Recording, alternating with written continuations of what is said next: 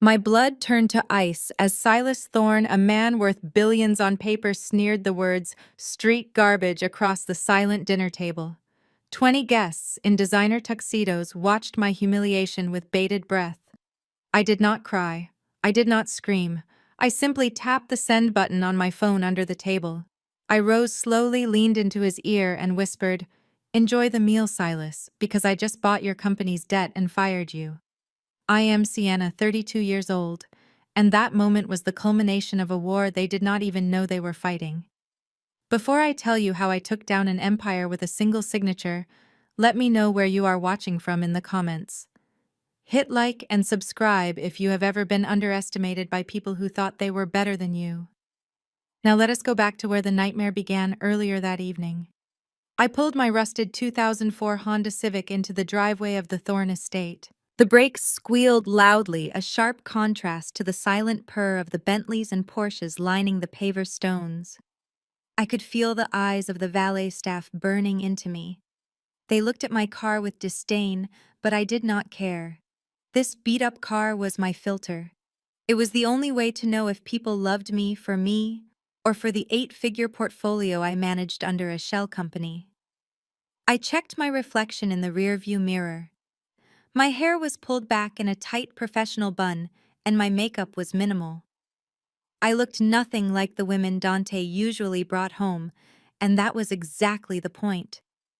I reached into the passenger seat and grabbed a bottle of wine wrapped in plain brown paper. To the untrained eye, it looked like something from a corner store. In reality, it was a 1982 Chateau Margaux worth more than the dress the woman answering the door was wearing. I took a deep breath. Tonight was important. It was the first time I would meet Dante's entire family, including his terrifying father, Silas, and his sister-in-law, Tiffany. Dante had warned me they were traditional. He did not tell me they were cruel. I rang the doorbell. It played a melody that sounded pretentious and long. A moment later, the heavy oak door swung open. Standing there was Tiffany. She was a vision of icy blonde perfection, wearing a silver gown that hugged her frame. Her eyes scanned me up and down, lingering on my simple off-the-rack navy dress and my scuffed heels. She did not smile. She did not say hello. Instead, she turned her head slightly back toward the kitchen and shouted, "Martha, the new maid is here early." And she parked her junk car in the guest driveway. "Make her move it before the senator arrives." She turned back to me, holding out a coat check tag. "Here, take the coats to the back room and then start passing the hors d'oeuvres. And try not to look so lost. We need professionals tonight, not charity cases." I handed my coat to the closet attendant, deliberately ignoring Tiffany's command to serve food. I smoothed the front of my dress, straightened my spine, and walked into the main salon. It was a cavernous room filled with mahogany furniture and the heavy scent of expensive cigars and old money. Dante was standing near the fireplace looking nervous. He looked relieved to see me, but he did not cross the room to greet me. That should have been my first warning. He waited for me to navigate the sea of judgmental stares alone until I reached his side. "Come meet my father." Dante whispered, his hand trembling slightly as he guided me toward a man sitting in a high-backed leather chair like it was a throne. Silas Thorne did not stand up. He was a large man with graying hair and eyes that assessed value instantly.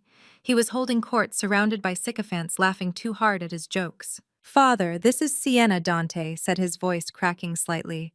I extended my hand professionally. "Mr. Thorne, it is a pleasure to finally meet you. Dante speaks of you often." Silas looked at my hand, then at my face, and then deliberately picked up his scotch glass instead. He did not touch me. The rejection was so sharp and public that the conversation in the immediate vicinity died down. He took a slow sip of his drink before speaking. "So this is the girl," Silas rumbled, his voice deep and dismissive. "Dante tells me you are in business. What is it you do exactly?" I kept my hand extended for a second longer than necessary before calmly retracting it. I refused to let him see me flinch. "I work in corporate restructuring and distress management." I said clearly, my voice steady. I specialize in acquiring underperforming assets. A silence fell over the nearby guests. Silas stared at me for a heartbeat, and then let out a dry, barking laugh that echoed off the high ceilings. Consultant. That is a fancy word for unemployed these days. Or do you mean you sell life insurance door to door in the projects? I know your type. You give yourself a fancy title to hide the fact that you are living paycheck to paycheck. My jaw tightened, but I kept my expression neutral. Actually, I help failing companies avoid bankruptcy by identifying toxic leadership, I replied, holding his gaze. Silas's eyes narrowed, but before he could respond, a man in a flashy velvet blazer stepped forward, interrupting us. It was Julian, Dante's older brother and the supposed heir to the empire. He wrapped an arm around Silas's shoulder, exuding the confidence of a man who had never been told no. "Don't bore us with small potatoes, Pop," Julian said loud enough for the whole room to hear. "I just got off the phone with the Tokyo investors. The logistics deal is locked in. 20 million straight cash injection by next quarter. Thorn Logistics is going global." The room erupted in polite applause. Silas beamed at Julian, the pride radiating off him in waves. "That is my boy Silas," roared, clapping Julian on the back. "That is how you do business. Real business, not consulting." I fought the urge to roll my eyes. I knew for a fact that the Tokyo deal had fallen through 3 weeks ago because Thorn Logistics failed the due diligence audit. Julian was lying to his father's face, and Silas was too blinded by arrogance to see it. Dante shrank into the background, his hand slipping from my waist. I looked at the man I thought I loved. He was invisible in this house, and by bringing me here, he had made me a target to distract them from his own inadequacies. I was alone in a room full of wolves, but they did not realize I was the hunter. Dinner was announced by a butler in white gloves, cutting the tension in the living room, but replacing it with a sense of impending doom. We migrated to the dining hall, a space that resembled a museum more than a home. A 20-foot table made of imported mahogany dominated the room, set with enough silverware to confuse a diplomat. Silas sat at the head of the table naturally. Dante was ushered to his right, and I was pointed toward a chair at the very far end near the kitchen door. It was a calculated move to separate us, isolating me from the only ally I supposedly had. I sat down quietly, placing my napkin in my lap. The air was thick with the clinking of crystal and hushed conversations that stopped abruptly whenever I looked up. Tiffany, who had seated herself strategically to my left, seemed restless. She was not interested in eating. She was interested in hunting. As the servers began pouring the wine, Tiffany waved them away from my glass. "Let me handle our guest," she said, her voice sugary sweet. She grabbed the decanter of heavy red wine. I knew exactly what was coming, but I did not move. I refused to give her the satisfaction of seeing me flinch. She leaned over, feigning a loss of balance, and the decanter tipped aggressively. A dark crimson wave cascaded over my shoulder, soaking into the white fabric of my dress and pooling in my lap. Gasps echoed around the table. Tiffany brought a hand to her mouth in a performance that would not have made the cut in a high school play. "Oh my God," she exclaimed, her eyes gleaming with malice. "I am so clumsy. I am so sorry, Sienna, but honestly, it is probably for the best. That dress looked a little tired. I am sure it was a great find at whatever thrift store you frequent, but you know how cheap fabric holds odors. Just toss it in the trash where it belongs." Silas chuckled from the head of the table, stabbing a piece of steak. "Do not worry about it, Tiffany. Accidents happen when you are not used to fine dining etiquette." I slowly picked up my linen napkin and dabbed at the spill. The wine was cold against my skin, but my blood was boiling. I took a breath, inhaling the aroma rising from my ruined dress. I turned to Tiffany, who was waiting for me to cry or run away. I did neither. "Actually, Tiffany," I said, my voice projecting clearly across the silent room, "you do not need to worry about the dress. This is a 2015 Cabernet Sauvignon, judging by the heavy notes of black currant and the high tannin structure. The acidity is aggressive, yes, but this dress is 100% Italian silk, crepe de chine, not synthetic polyester like the gown you are wearing. Silk releases tannins quite easily with the right enzymatic cleaner. If I were wearing a knockoff blend like yours, I would be worried, but quality always survives a little mess. The silence that followed was deafening. Tiffany's face turned a shade of red that matched the wine on my chest. She looked down at her own shimmering silver dress, her insecurity exposed. I had just called out her fake designer wear in front of the entire elite circle. I saw Dante's jaw drop, and for a split second a flash of confusion crossed Silas's face. They expected me to be ignorant.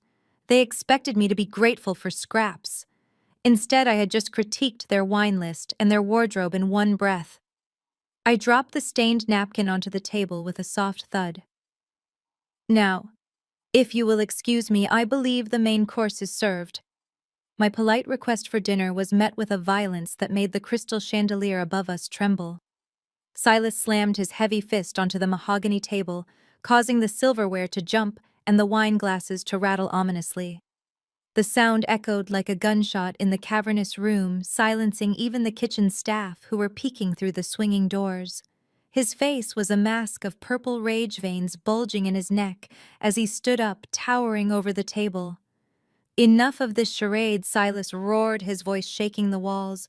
He reached beneath his chair and produced a thick manila envelope. With a flick of his wrist, he tossed it across the long table. It slid over the polished wood, knocking over a salt shaker, before coming to a stop directly in front of my salad plate.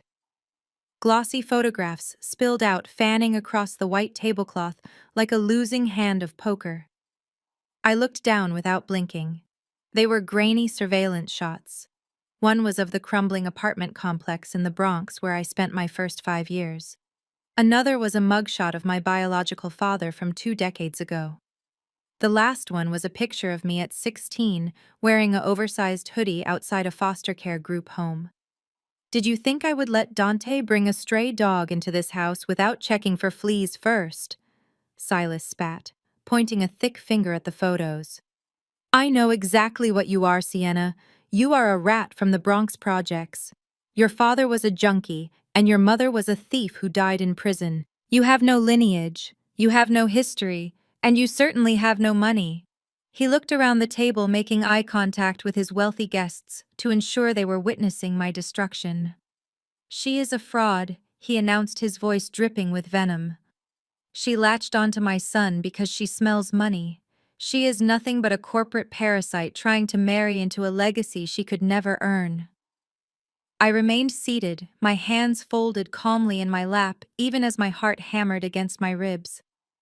I did not feel shame for my past. I survived it. But Silas was using my survival as a weapon to strip me of my dignity. He leaned forward, placing both hands on the table, his face inches from the centerpiece. You thought you could come in here with your thrift store dress and your memorized wine facts and fool us, he hissed. But you cannot scrub the gutter off your skin. The room was so quiet I could hear the hum of the refrigerator from the kitchen. Silas straightened up, adjusting his suit jacket with a look of finality. Get out of my house, he commanded, pointing to the door. I will not have my dinner ruined by the stench of street garbage. The insult hung in the air, ugly and raw. Street garbage. He had reduced my entire existence, my education, my career, and my humanity down to 2 words.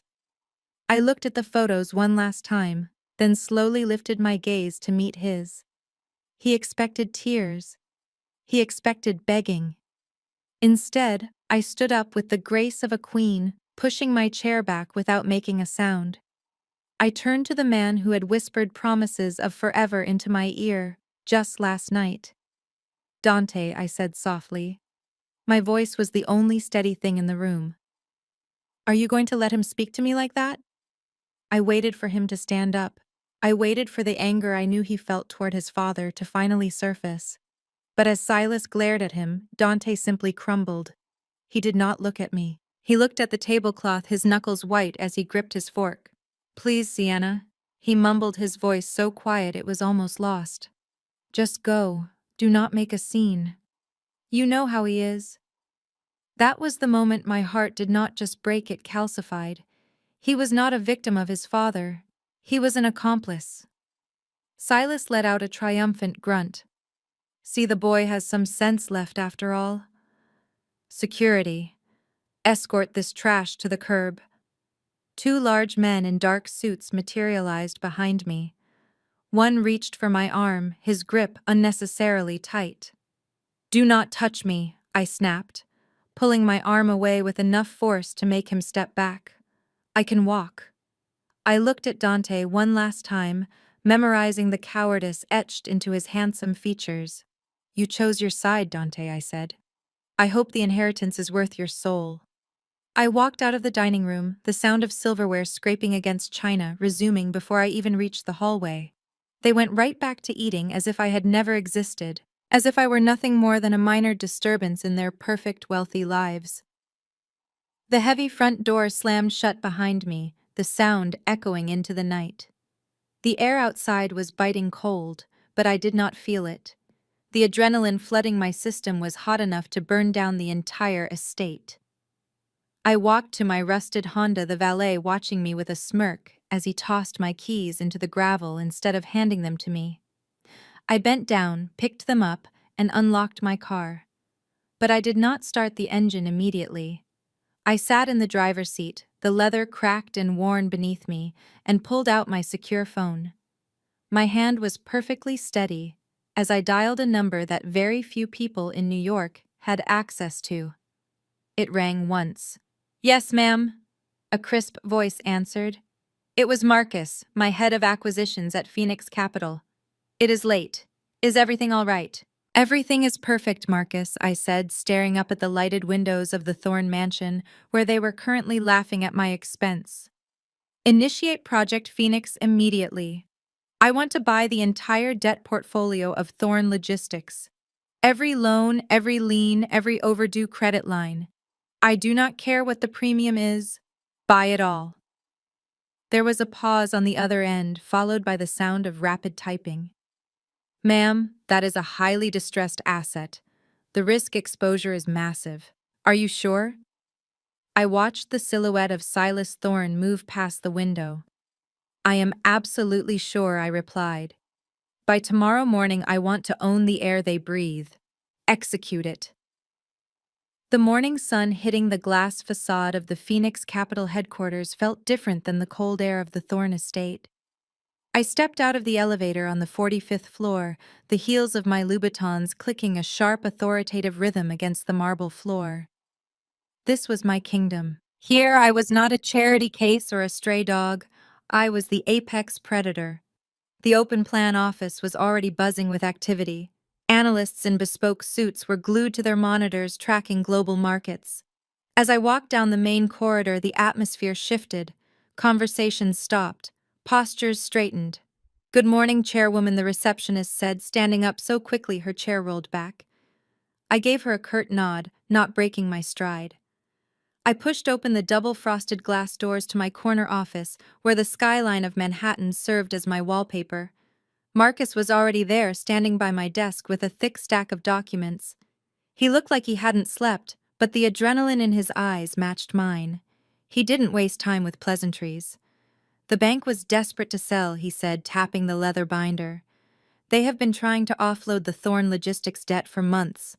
Silas has been missing interest payments since the last quarter. The bank officers were terrified of a public default, so when we offered to buy the debt at face value, they practically threw the papers at us. I walked around my desk and sat in my chair, the leather cool against my back. I looked at the document in front of me. It was a transfer of rights for a $12 million commercial loan. To Silas, $12 million was a number he probably boasted about spending on yachts. But in reality, it was the rope around his neck. I picked up my fountain pen. My hand did not shake. I signed my name in black ink, the loops and curves sharp and decisive.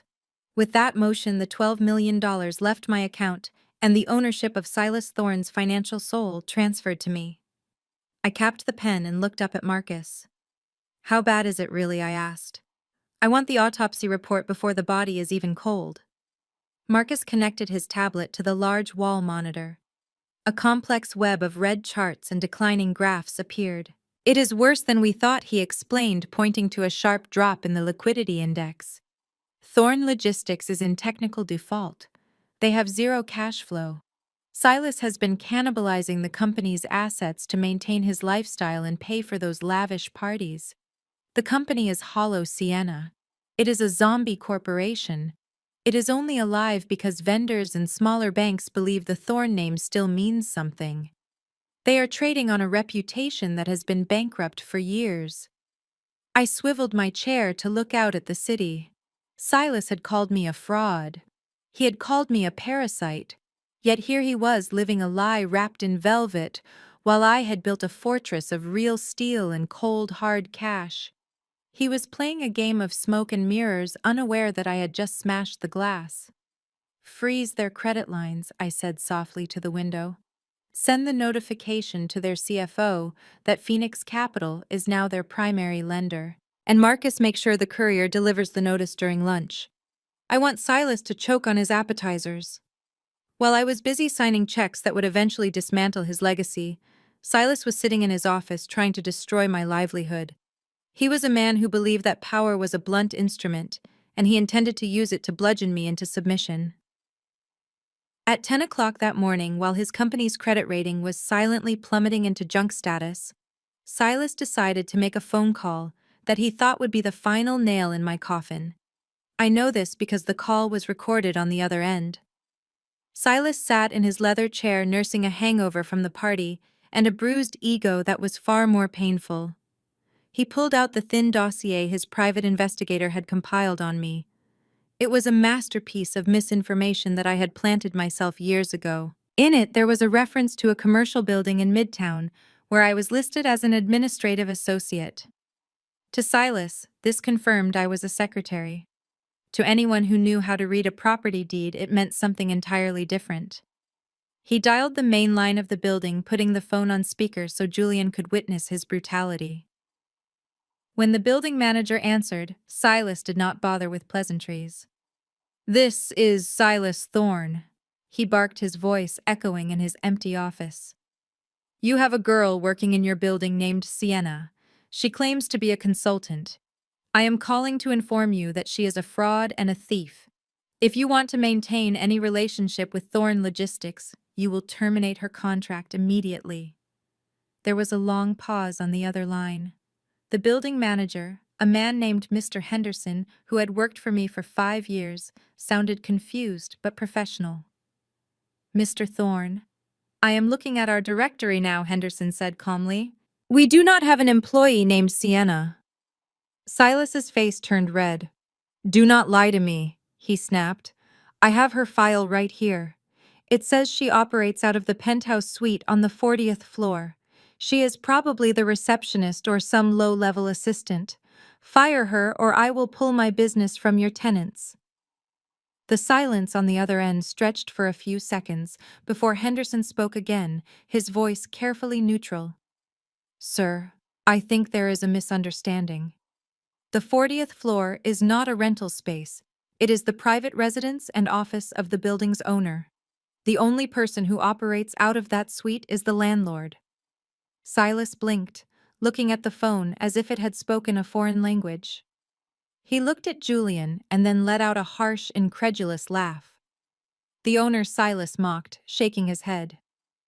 "You are telling me the girl who drove a rusted Honda to my house last night owns a 40-story skyscraper in Midtown. Do you take me for a fool?" "Mr." Henderson attempted to correct him. "Mr. Thorn, the deed is under a trust, but the beneficiary is indeed Miss Sienna." Silas slammed his hand on the desk, cutting him off. "Listen to me, you incompetent bureaucrat. She is a con artist. She probably broke into that office to take photos for her Instagram. She does not own anything more valuable than the shoes on her feet.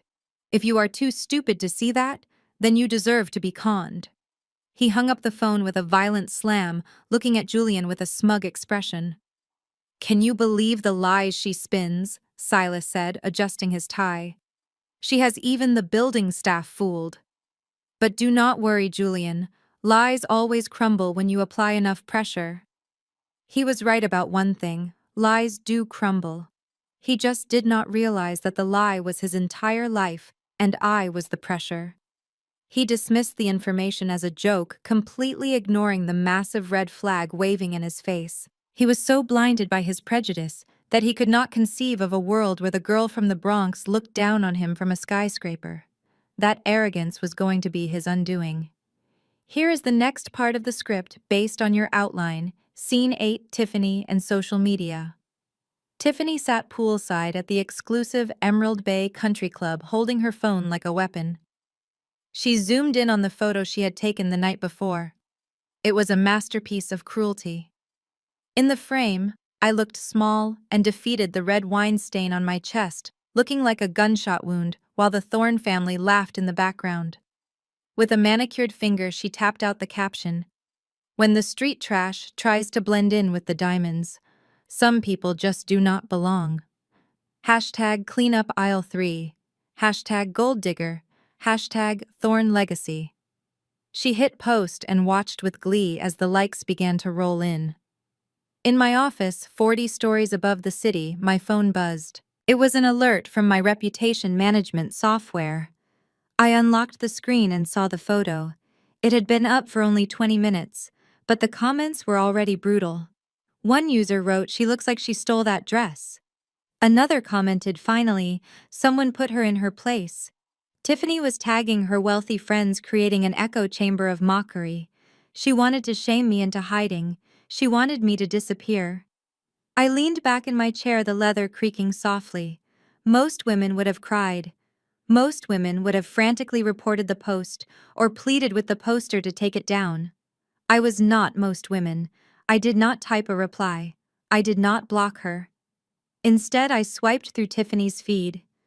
I scrolled past the selfies, the vacation photos, and the pictures of her brand new Mercedes. I stopped at a photo from last month. It was Tiffany holding a giant cardboard check for $50,000, allegedly raised for her private charity, the Tiffany Thorne Initiative for Underprivileged Youth. I zoomed in on the date of the check. Then I opened my laptop and pulled up the public tax records for nonprofit organizations. It took me less than 5 minutes to find what I was looking for. The Tiffany Thorne Initiative had reported $0 in charitable disbursements for the last 2 fiscal years. Yet she was constantly hosting galas and fundraisers. The math did not add up, but her lifestyle certainly did. I picked up my secure phone and dialed my forensic accountant, a woman named Elena, who could find a missing penny in a government budget. "Elena," I said, my voice calm and cold, "I am sending you a link to a 501c3 registered to Tiffany Thorne. I want you to audit every single transaction. I suspect she is funneling charitable donations to fund her wardrobe and her husband's crypto addiction." Elena typed furiously on the other end.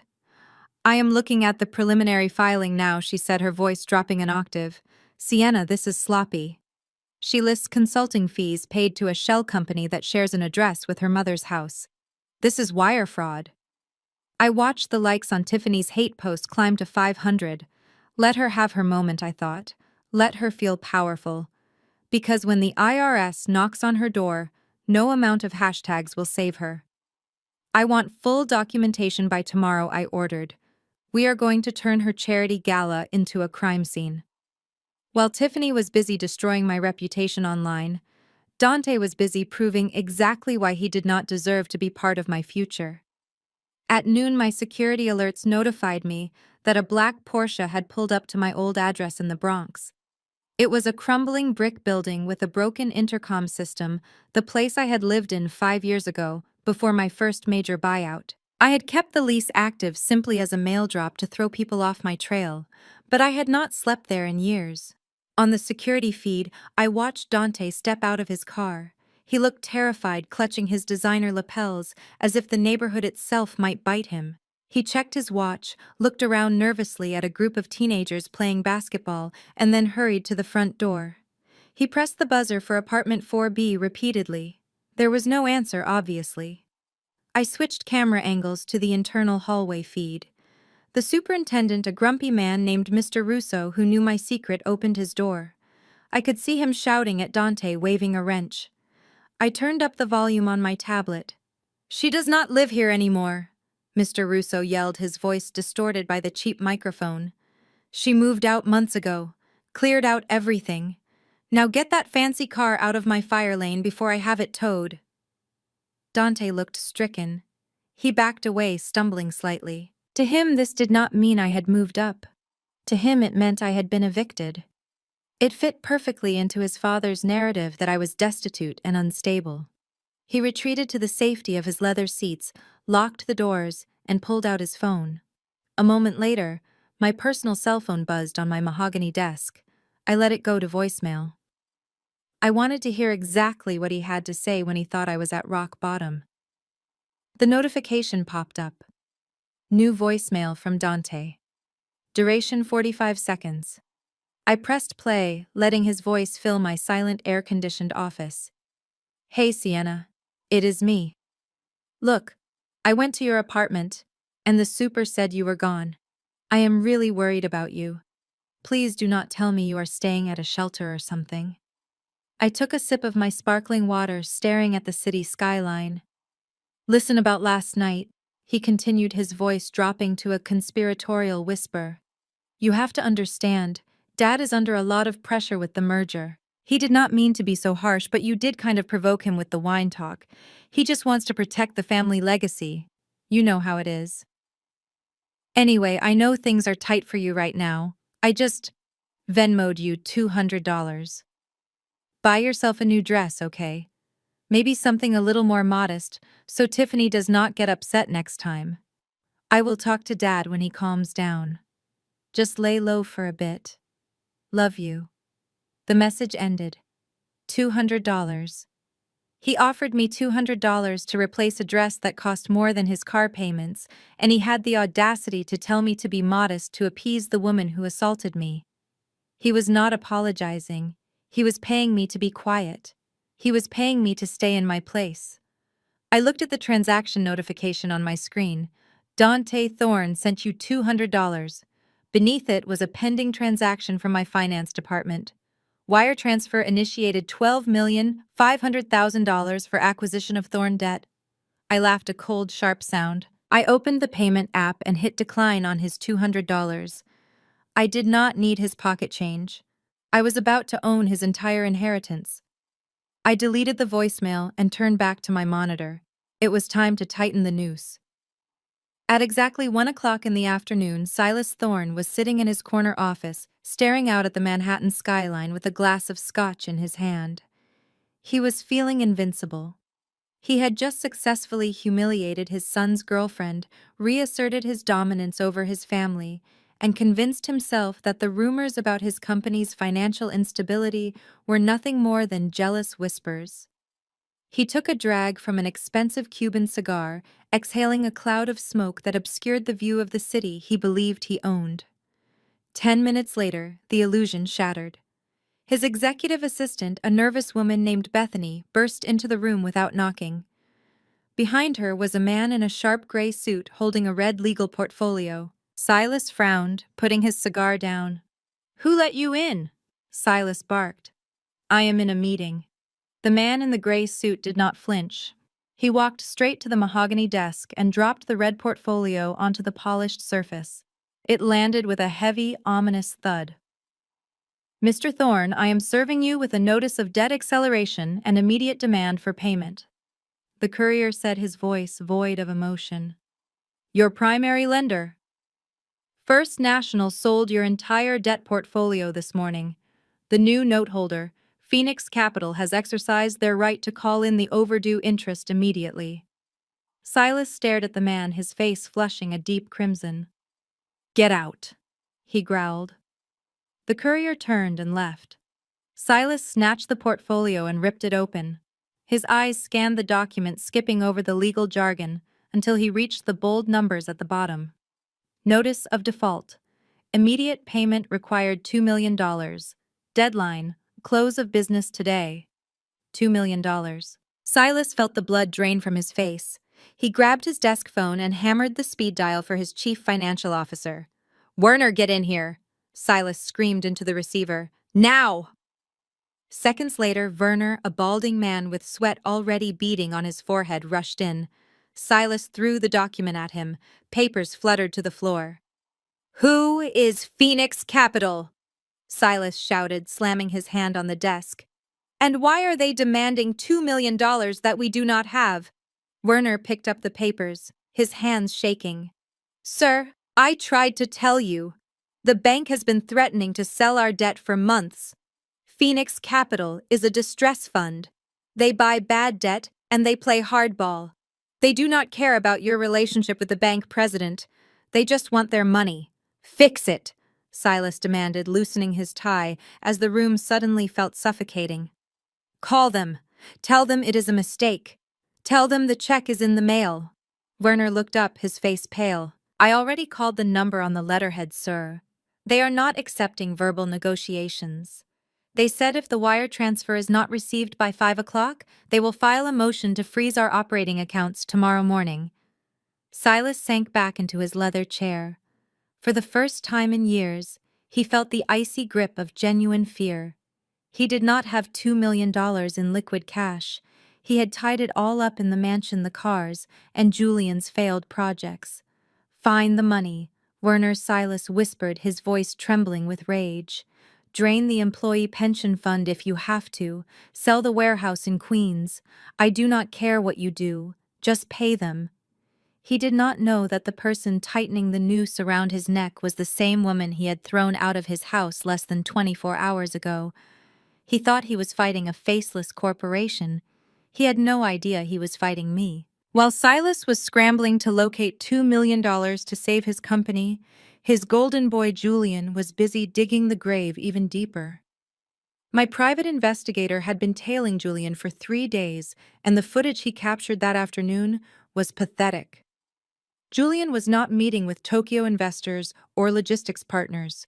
He was standing in the service alley behind an exclusive cigar club in Chelsea, shaking like a leaf in the wind. He was facing a man who looked like he carved statues out of granite for a living. This was Nico, a mid-level enforcer for a very dangerous syndicate involved in high-stakes illegal gambling. Julian loosened his tie, his eyes darting around the alleyway nervously. The audio from the parabolic microphone was crystal clear. "I need more time," Nico Julian pleaded, his voice cracking. "The market crashed.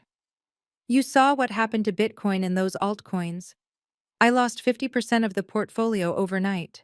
I just need a week for the market to correct itself, and I will cash out." Nico did not look impressed. He took a step closer, invading Julian's personal space. "We do not care about the market, Julian. You borrowed $5 million on margin from us to play crypto genius. The margin call is today. We want the principal plus the vigorish." Julian wiped sweat from his upper lip. "I cannot liquidate right now. If I pull the money out, the accounts will show a deficit. My father uses those accounts for payroll." Nico laughed, a dry, humorless sound. "So you are telling me you stole from Daddy's company to play casino with digital coins? That is rich.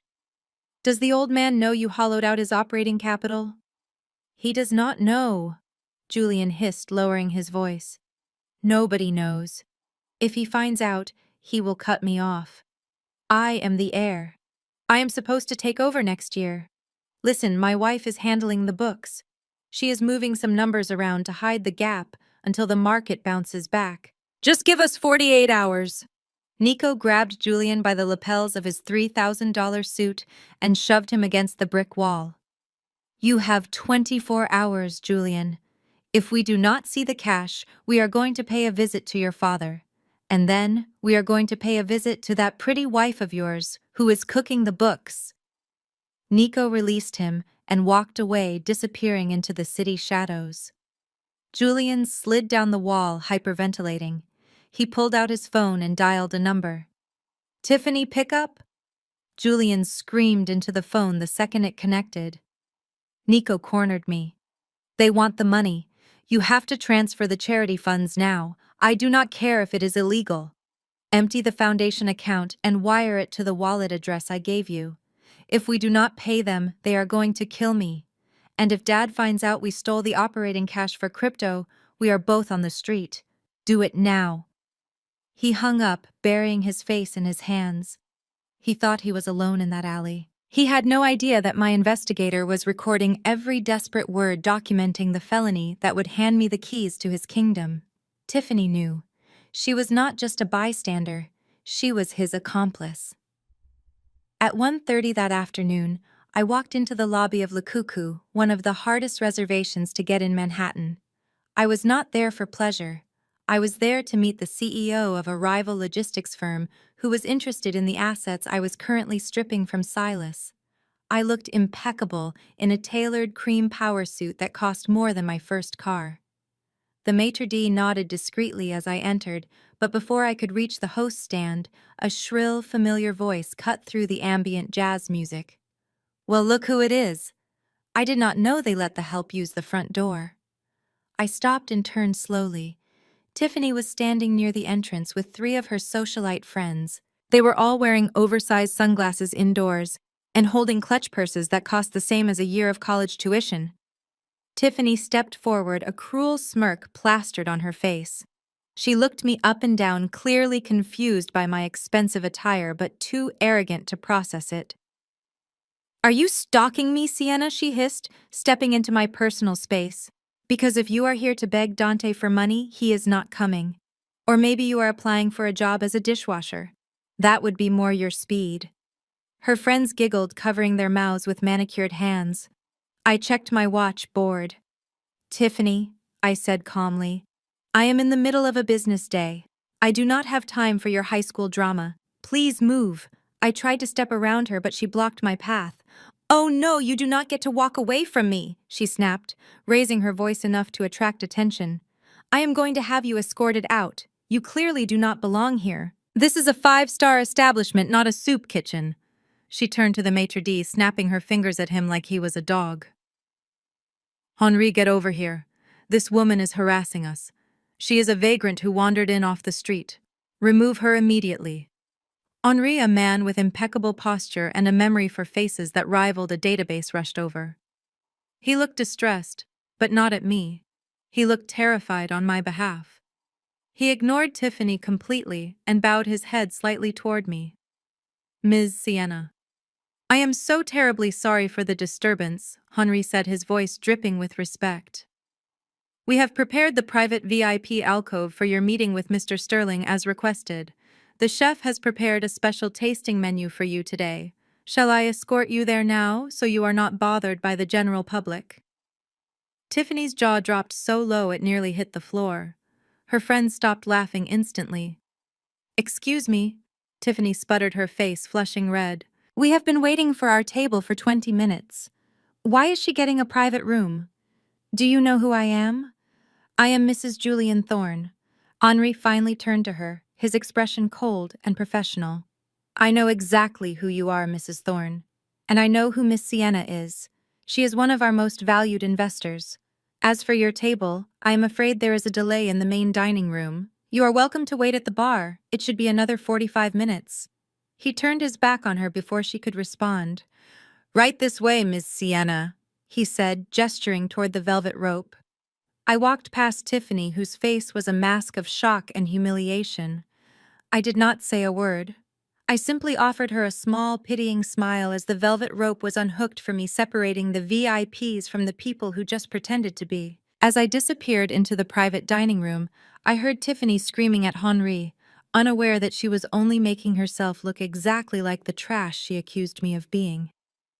Back in the sanctuary of my office, the city lights were just beginning to flicker on as the sun dipped below the Hudson River. The confrontation with Tiffany at the restaurant had been a delicious appetizer, but I was still hungry for the main course. I poured myself a glass of sparkling water and sat at my desk, the leather chair embracing me like armor. My computer monitor blinked with a notification from a secure server. It was a file from my private investigator, the subject line reading simply, "The Smoking Gun." I connected my noise-canceling headphones and clicked play. The audio quality was pristine, filtered to remove the background noise of the city traffic, leaving only the terrified, desperate voice of Julian Thorne. It was the recording from the alleyway, but my investigator had managed to capture more than just the conversation with the loan shark. He had kept recording after the enforcer left, catching Julian making a frantic phone call to his broker. I closed my eyes and listened as Julian dug his own grave. "You have to liquidate the employee pension fund." Julian's voice cracked through the speakers. "I do not care about the penalties. I need $5 million in cash by tomorrow morning. Just mark it as a high-risk investment loss in the ledger. My father never checks the individual line items on the retirement accounts.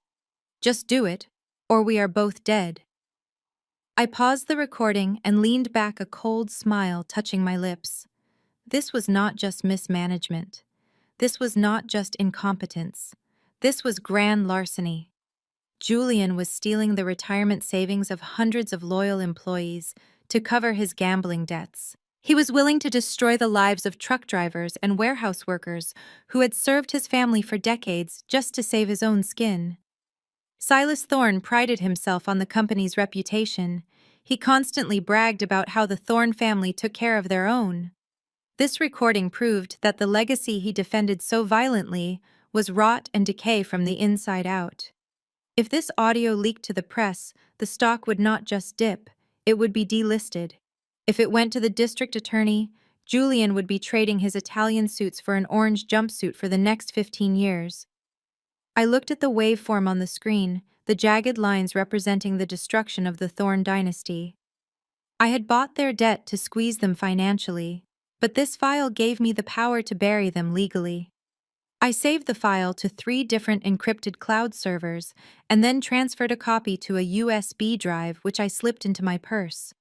I picked up my phone and sent a text to my legal team. "Draft a criminal referral complaint for the Securities and Exchange Commission and the Department of Labor. Do not file it yet, just have it ready to pull the trigger." I spun my chair around to face the window, watching the tiny cars moving far below. Silas thought he was fighting a creditor. He had no idea he was dealing with an executioner. I held the USB drive in my hand, feeling its weight. "This is the silver bullet," I whispered to the empty room, "and I am going to make sure it hits the heart." The digital clock on the wall of Silas Thorne's office read 4:45 p.m. The red numbers mocked him, counting down the minutes until his empire would be frozen by a court order.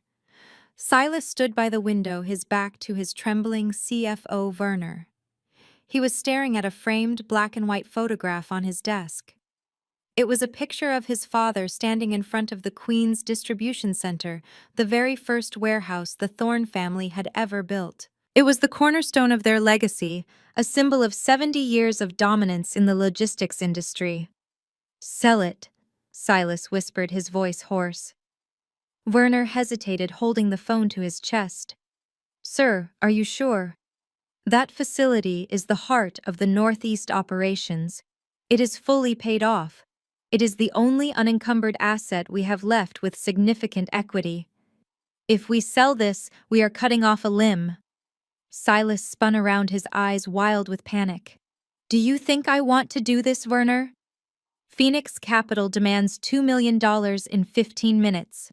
If we do not wire that cash, they will seize everything. The yachts, the mansion, the company accounts. We will be destitute.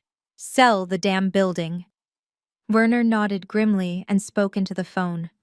"Accept the offer from the Blind Trust. Immediate wire transfer. Yes, we understand it is 40% below market value. Just send the funds."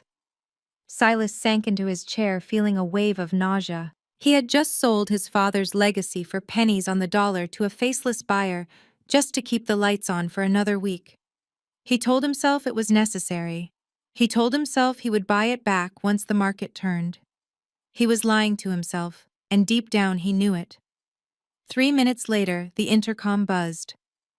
"The funds have cleared," Sir Werner announced, looking defeated. "We have wired the $2 million interest payment to Phoenix Capital. We are safe for now." Silas closed his eyes, exhaling a breath he felt he had been holding for hours. He was safe. He had survived the attack. He poured himself a drink, his hands shaking so badly the crystal decanter rattled against the glass. He believed he had outsmarted the market. Across the city, in my office at the top of the skyline, my tablet pinged with a notification that tasted sweeter than the finest champagne. I picked it up and opened the attachment. It was a digital deed of sale for the Queen's Distribution Center. I ran my finger over the screen, tracing the location. I remembered this building. When I was dating Dante, he once drove me past it. He told me his grandfather built it with his bare hands. He told me it was the one thing the family would never sell. And now it belonged to me. I looked at the transaction details. I had purchased the building through a shell company called Retribution Holdings for $4 million. Then, as the owner of Phoenix Capital, I had immediately received $2 million of those dollars back as an interest payment from Silas. In essence, I had forced Silas to sell me his family's crown jewel at a discount, and then used his own desperation to pay myself back half the purchase price. I swiveled my chair toward the window, watching the sun set over the city. Silas thought he had bought himself time. In reality, he had just handed me the keys to his history. I picked up the phone and dialed my property manager. "Change the locks on the Queen's facility tonight," I ordered. "And take down the Thorn Logistics sign. I want it replaced with a banner that says 'Under New Management.' Send a photo of it to Silas's personal email. I want him to see exactly who owns his legacy now." The annual Starlight Gala was the Super Bowl of New York high society. It was the one night where the city's elite gathered to pretend they were charitable while drinking champagne that cost more than a Honda Civic. For the Thorne family, attendance was not optional. It was a survival tactic. Rumors about their financial instability were beginning to circulate in the lower currents of Wall Street, and Silas knew he had to put on a show of strength. He marched his family down the red carpet like soldiers. Silas wore a tuxedo that strained against his gut, smiling with the confidence of a man who hadn't just sold his father's legacy to pay a light bill. Tiffany was draped in diamonds that were likely leased, posing for the paparazzi and clinging to Julian's arm. Julian, however, looked like he was walking to the gallows. He was sweating profusely under the camera lights, his eyes darting around the crowd, as if expecting his loan shark to jump out from behind a flower arrangement. They reached the top of the grand staircase, turning to wave at the press one last time. That was when the flashbulbs shifted. The photographers stopped shouting Silas's name. A hush fell over the entrance, followed by a sudden chaotic explosion of camera shutters. A sleek, matte black Maybach had pulled up to the curb, stealing every ounce of oxygen in the atmosphere. The driver opened the door, and a leg extended, clad in a stiletto that looked like a weapon. I stepped out into the night air. I was not wearing the modest dress Dante had suggested I buy with his $200. I was wearing a custom-made backless gown of liquid gold chainmail that shimmered with every breath I took. It was a dress designed for war. I heard the collective gasp of the crowd, but I did not look at them. I turned back to the car and extended my hand. A man stepped out to join me. He was tall, silver-haired, and radiated the kind of power that Silas could only dream of. It was Elias Sterling, the CEO of Sterling Global, the largest competitor to Thorn Logistics, and the man Silas had spent 20 years trying to destroy.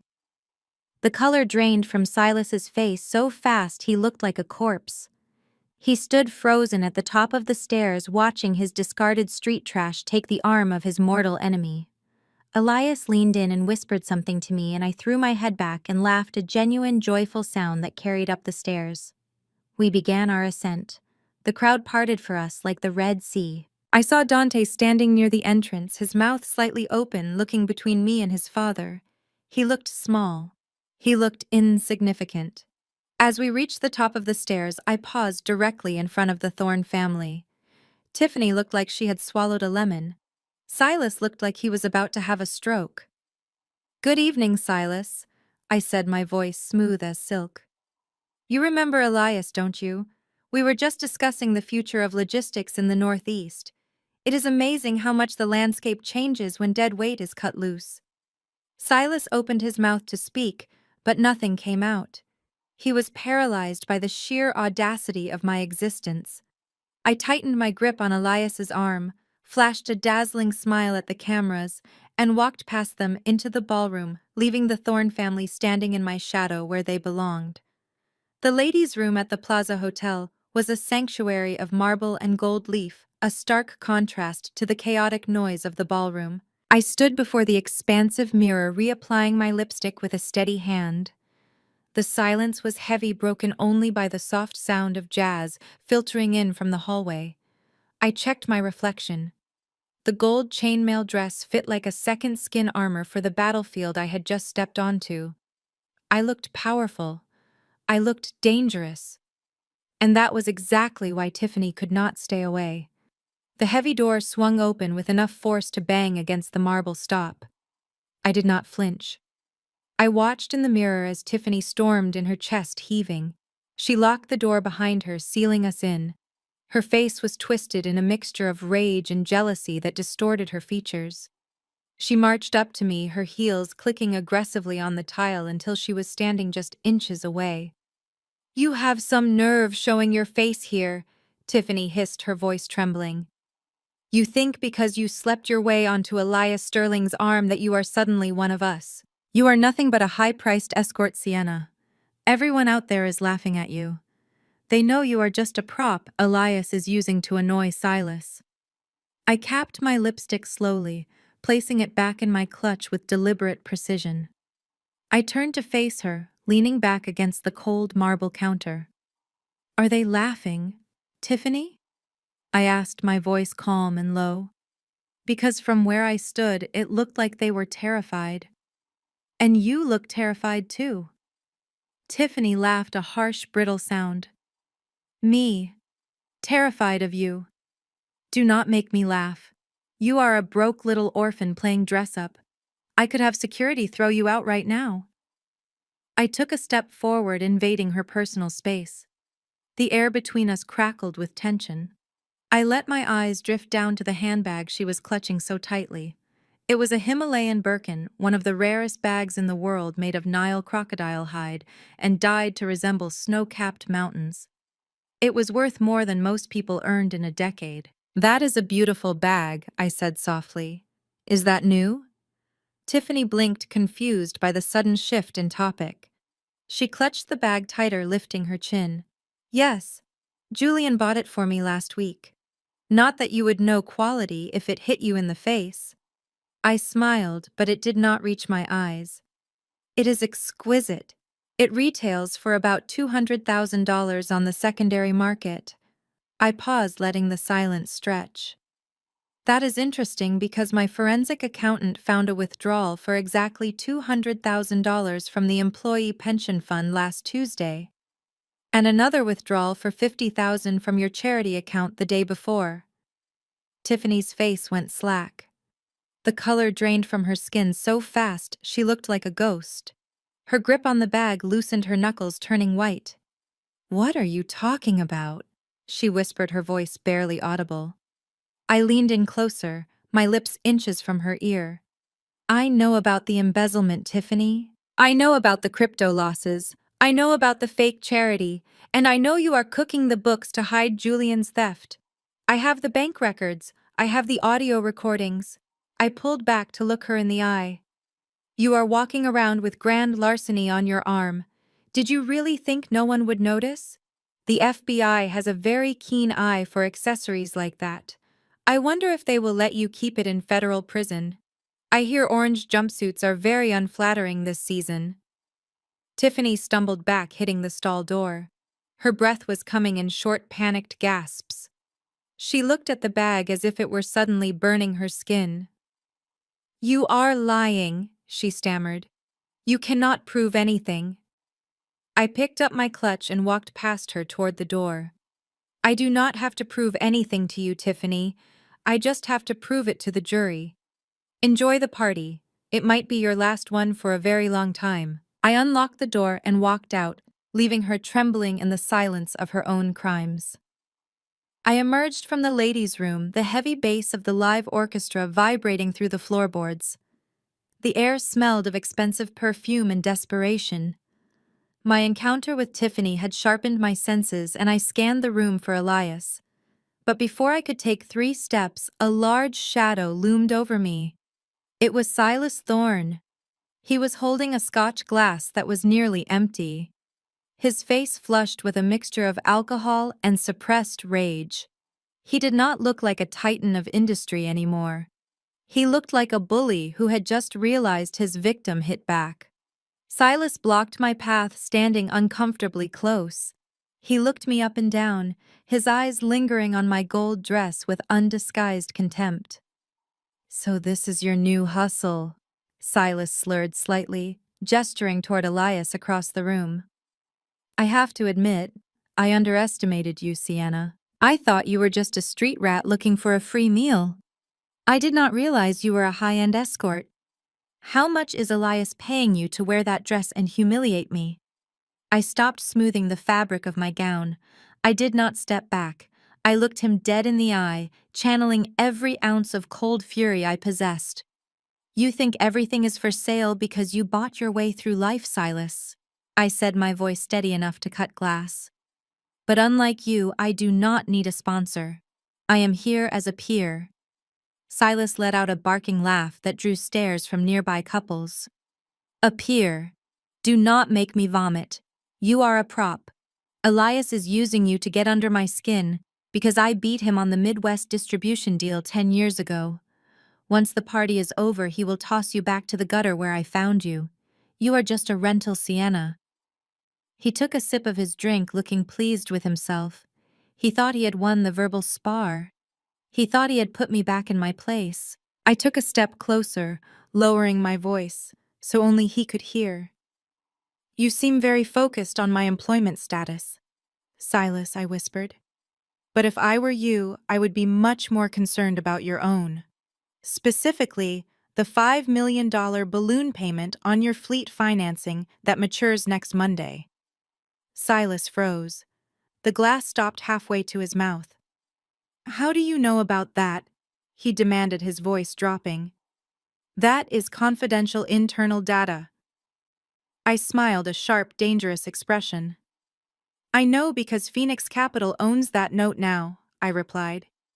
"We bought it this morning along with your warehouse mortgage. And I should warn you, we do not offer extensions to high-risk borrowers. You have 48 hours to find $5 million, Silas. Or maybe you can ask Tiffany to sell some of her handbags. Oh wait, she bought those with stolen money too." I watched the color drain from his face for the second time that night. His arrogance cracked, revealing the terrified old man underneath. He opened his mouth to shout, to deny, to threaten, but I did not give him the chance. "Enjoy the champagne, Silas," I said, sidestepping him. "It tastes much better when you can actually afford it." I walked away, leaving him standing alone in the middle of the dance floor, clutching his empty glass like a lifeline that had already snapped. He watched me join Elias, his eyes wide with a dawning horror that he could not quite articulate. He was beginning to realize that the street garbage he had thrown out was about to bury him. I turned away from Silas, ready to lose myself in the crowd, but a hand clamped down on my elbow. It was not the gentle touch I remembered from our year of dating. It was possessive, desperate, and trembling with a pathetic sort of rage. I spun around to find Dante standing there, his face flushed and his eyes darting between me and Elias Sterling. He looked like a child who had lost a toy only to find another kid playing with it. "So this is your plan," Dante spat, his voice loud enough to cut through the nearby conversations. "I defend you to my father. I send you money because I think you are starving, and you turn around and sleep with his biggest enemy just to get back at us." Elias stepped forward, his expression darkening, but I held up a hand to stop him. This was not his fight. This was the final severance of a tie I should have cut months ago. I looked at Dante, really looked at him for the first time since the breakup. I did not see the sweet architect I had fallen for. I saw a weak, spineless man who was terrified of losing his allowance. "Keep your voice down, Dante," I said calmly. "You are embarrassing yourself." "I am embarrassing myself." Dante laughed, a hysterical sound that drew the attention of the entire circle of onlookers. "You are the one parading around half naked in a dress that costs more than my car. Who paid for it, Sienna? Did you charge it to Elias's account? Or is this how you pay for your rent now? By climbing into bed with billionaires. The accusation hung in the air, ugly and crude. The guests around us gasped, whispering behind their hands. Dante smirked, thinking he had shamed me. He thought he was exposing a gold digger. He had no idea he was insulting the woman who currently owned the mortgage on his apartment. I pulled my arm from his grip with a sharp jerk. I stepped closer to him, my heels making me equal to his height. "You think I am here because of a man?" I asked, my voice dropping to a lethal whisper. "That is your problem, Dante. You view the world through the lens of your father's checkbook. You cannot imagine a woman existing in this room without being someone's accessory, because you have never been anything but an accessory yourself." Dante recoiled as if I had slapped him. "You are just a climber, Sienna," he stammered, trying to regain his footing. "You are just trying to prove you are not trash. But you are. You are just trash wrapped in gold foil." I stared at him, feeling the last remnants of affection evaporate. There was no anger left, just a profound, icy disappointment. "I did not come here with Elias to hurt you, Dante," I said, making sure my voice carried to the people listening nearby. "I came here to discuss business. Real business. Something you would know nothing about since you have never earned a dollar you did not beg your father for. Keep your $200. You are going to need it when I am done with this family." I turned my back on him, signaling to Elias that we were leaving. Dante shouted something after me, a final desperate slur, but I did not stop. I walked away, leaving him standing in the center of the ballroom, a small, angry man shouting at a woman who had already outgrown him in every way that mattered. While Dante was shouting insults at my back, his brother Julian was hiding on the secluded north terrace of the ballroom. He was huddled in the shadows, frantically chain-smoking and checking his watch every 30 seconds. He was terrified that Nico and his enforcers were waiting for him in the parking lot. He was so focused on the physical threat outside the gates that he did not notice the digital guillotine hovering over his neck. I watched him from the other side of the glass doors. I took a sip of champagne, unlocked my secure phone, and pressed send. On the terrace, Julian's phone vibrated violently in his hand. He jumped, nearly dropping his cigarette. He looked at the screen. It was a message from an unknown number. Attached was a single audio file titled "Insurance Policy." Julian hesitated. His thumb hovered over the screen. Then curiosity and fear won out. He pressed play, holding the speaker up to his ear. Even from where I stood, I could see his knees buckle as the recording began. It was his own voice, clear and undeniable, confessing to the embezzlement of the employee pension fund and the massive crypto losses. I typed out the follow-up message while he was still paralyzed by the sound of his own crimes. "Transfer your 15% equity stake in Thorn Logistics to Retribution Holdings immediately. The purchase price is $50,000. If you do not sign the digital transfer within 10 minutes, this recording will be sent to the Securities and Exchange Commission, the FBI, and your father." Julian stared at the screen, his face a mask of pure horror. $50,000 for shares that were theoretically worth millions. It was robbery. It was extortion. But the alternative was federal prison and the wrath of Silas Thorne. He looked around wildly, trying to spot his tormentor in the crowd, but the terrace was empty. He was fighting a ghost. He did not know Retribution Holdings was me. He likely thought it was another arm of the gambling syndicate squeezing him dry. Desperation creates a unique kind of compliance. I saw him furiously typing on his phone, his fingers slipping on the glass screen because of the sweat. He was accessing the chaotic, unorganized digital ledger of the company. A moment later, a notification popped up on my screen. "Contract signed. Equity transfer pending." I smiled.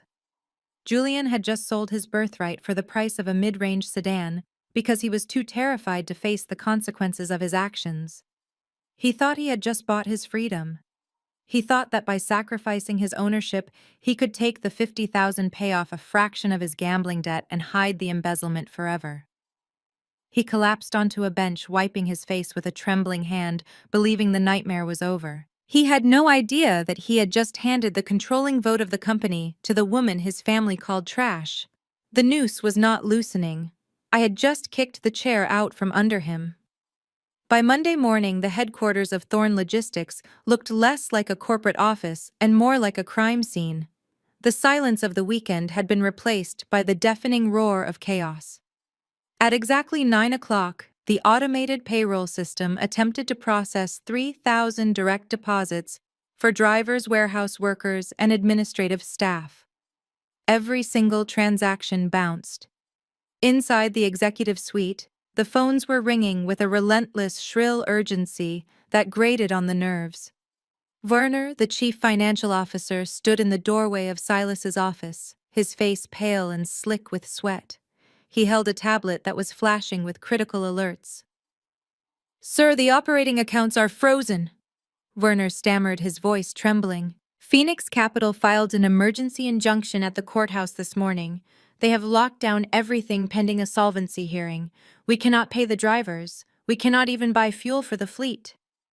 Silas Thorne stood by the window looking down at the parking lot. His hands were clenched into fists at his sides. Below him, the empire he had spent 40 years building was grinding to a halt. The signature blue trucks, usually moving in a synchronized ballet of commerce, sat idle in rows. Drivers were gathering near the main gates, holding hastily painted signs. "No pay, no haul. It is a glitch," Silas roared, spinning around to face his terrified CFO. "Tell them it is a banking error. Tell them the system is down for maintenance. I do not care what you tell them, just get those trucks moving. We cannot lie to them anymore," Werner pleaded. "The union representatives are in the lobby. They are threatening a total walkout. If the trucks do not move by noon, we will breach our contracts with Amazon and Walmart. The penalties alone will bankrupt us." Silas grabbed a heavy crystal paperweight from his desk and hurled it across the room. It shattered against the wall, sending shards of glass raining down onto the carpet. "This is not a solvency issue," Silas screamed, his eyes bulging. "This is sabotage. It is a coordinated attack. Someone is pulling the strings.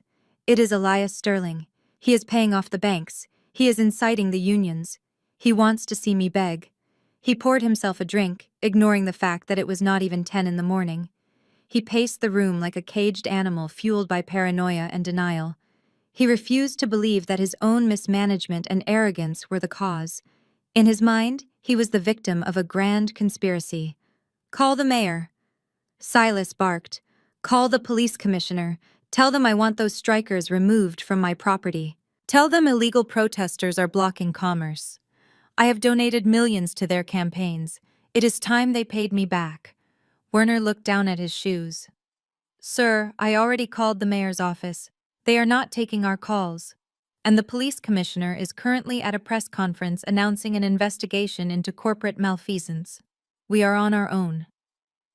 Silas froze the glass halfway to his mouth. The silence in the room was heavier than the noise outside.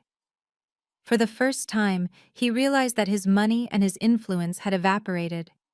He was the captain of a sinking ship screaming orders at the waves, completely unaware that the ocean did not care who he was. And miles away, watching the news feed of the strike on my monitor, I took a sip of coffee. He was blaming invisible enemies, never suspecting that the hostile force destroying him was simply the consequences of his own actions coming home to roost. While Silas was busy screaming at the union representatives in the lobby, a much quieter but far more deadly transaction was taking place 3 floors up.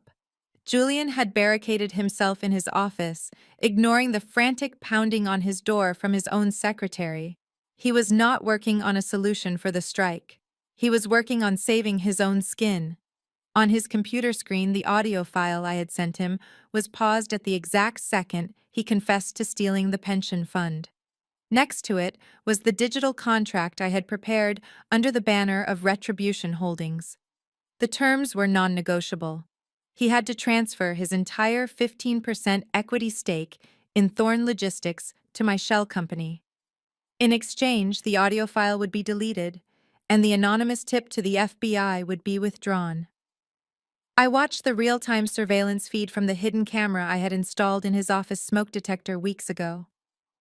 Julian looked like a man on the verge of a cardiac event. He had loosened his tie and his hands were shaking so violently he could barely hold his computer mouse. He looked at the family portrait on his desk, a picture of him and Silas shaking hands at his graduation. It was a symbol of the legacy he was expected to protect, but Julian had never been a protector. He was a parasite, and parasites always choose survival over loyalty. He picked up his phone, his thumb hovering over the biometric authentication. I could see him mouthing the words, "I am sorry, Dad," over and over again, as if the apology would absolve him of the betrayal. But he did not put the phone down. He did not call the police. He did not confess to his father. Instead, he chose the coward's way out. He pressed his thumb against the screen. On my monitor, a green notification bar flashed across the top of the screen. Identity verified. Transfer initiated. Julian slumped back in his chair, tears streaming down his face. He thought he had just bought his freedom. He thought that by giving up his shares, he could take his secret to the grave and continue living his lavish lifestyle, perhaps moving to a non-extradition country with whatever cash he had left. He believed he was dealing with a nameless blackmailer who just wanted assets. He had no idea that his signature was the final key I needed. With Julian's 15% added to the debt equity swap I was about to execute, I would control 51% of the voting rights. Julian had not just sold his shares. He had sold his father, his sister-in-law, and the entire future of the Thorne family. I sat back in my chair sipping my coffee as the transfer confirmation popped up. Transaction complete. Ownership updated. I closed the laptop. The golden boy had fallen. He had proven exactly what I told Silas at that dinner table. The Thorne family was not built on honor or strength. It was built on greed and fear. And it took only one terrified little man to bring the whole house of cards crashing down. I picked up my phone and dialed my legal team. "The equity transfer is confirmed," I said calmly. "Proceed to the next phase. Call the emergency board meeting. It is time to introduce the new majority shareholder to the board." The family library, usually a place of quiet reflection, now felt like a bunker during an air raid. Silas Thorne paced back and forth in front of the unlit fireplace, his footsteps heavy and uneven. Tiffany sat on the leather sofa, chewing on a perfectly manicured nail, while Dante stared at the floor, looking like he wished he could dissolve into the expensive Persian rug. The silence was broken only by the rhythmic ticking of the grandfather clock, counting down the seconds until total bankruptcy. Silas stopped pacing and slammed his hand against the marble mantelpiece. "We are finished," he muttered, his voice devoid of its usual thunder. "The unions are not budging. The fuel suppliers have cut us off. And that vulture Elias Sterling is probably popping champagne right now, waiting to buy our assets at auction. I built this company from nothing. I will not let it end like this." The heavy oak doors creaked open. Julian entered. He looked pale, his skin clammy, but there was a manic energy in his eyes that Silas mistook for determination. In reality, it was the adrenaline of a man who had just committed treason to save his own neck. He was holding a thin blue folder like a shield. "I fixed it," Julian announced, his voice cracking slightly. Silas turned slowly, his eyes narrowing. "What did you say?" "I said I fixed it," Julian repeated, walking further into the room. "I made some calls. I reached out to a private equity group I know from the city. They specialize in rapid capital injection for distressed logistics companies. They are willing to step in." Silas snatched the folder from Julian's hands. "Who are they?" he demanded, flipping through the pages. "They are called Retribution Holdings." Julian lied, the name tasting like ash in his mouth. "They are a silent partner group. They want to remain anonymous until the deal is closed to prevent market speculation. But the money is real, Dad. They are offering to clear the immediate debt with Phoenix Capital and inject operating cash to end the strike." Silas scanned the document. He ignored the ominous name of the company. He ignored the aggressive terms regarding board structure. He only saw the numbers. He saw salvation. "They want a board seat," Silas noted, frowning. "And they want a significant equity position. It is standard for a bailout this size. Julian argued quickly, sweat beading on his forehead. We have no choice, Dad. It is either this or we padlock the doors tomorrow morning. Besides, I vetted them. They are just money men. They do not want to run the company, they just want a return on investment. You will still be the CEO. You will still be in charge. That was the lie that sealed the coffin. Julian knew that Retribution Holdings was not a passive investor. He knew it was a predator.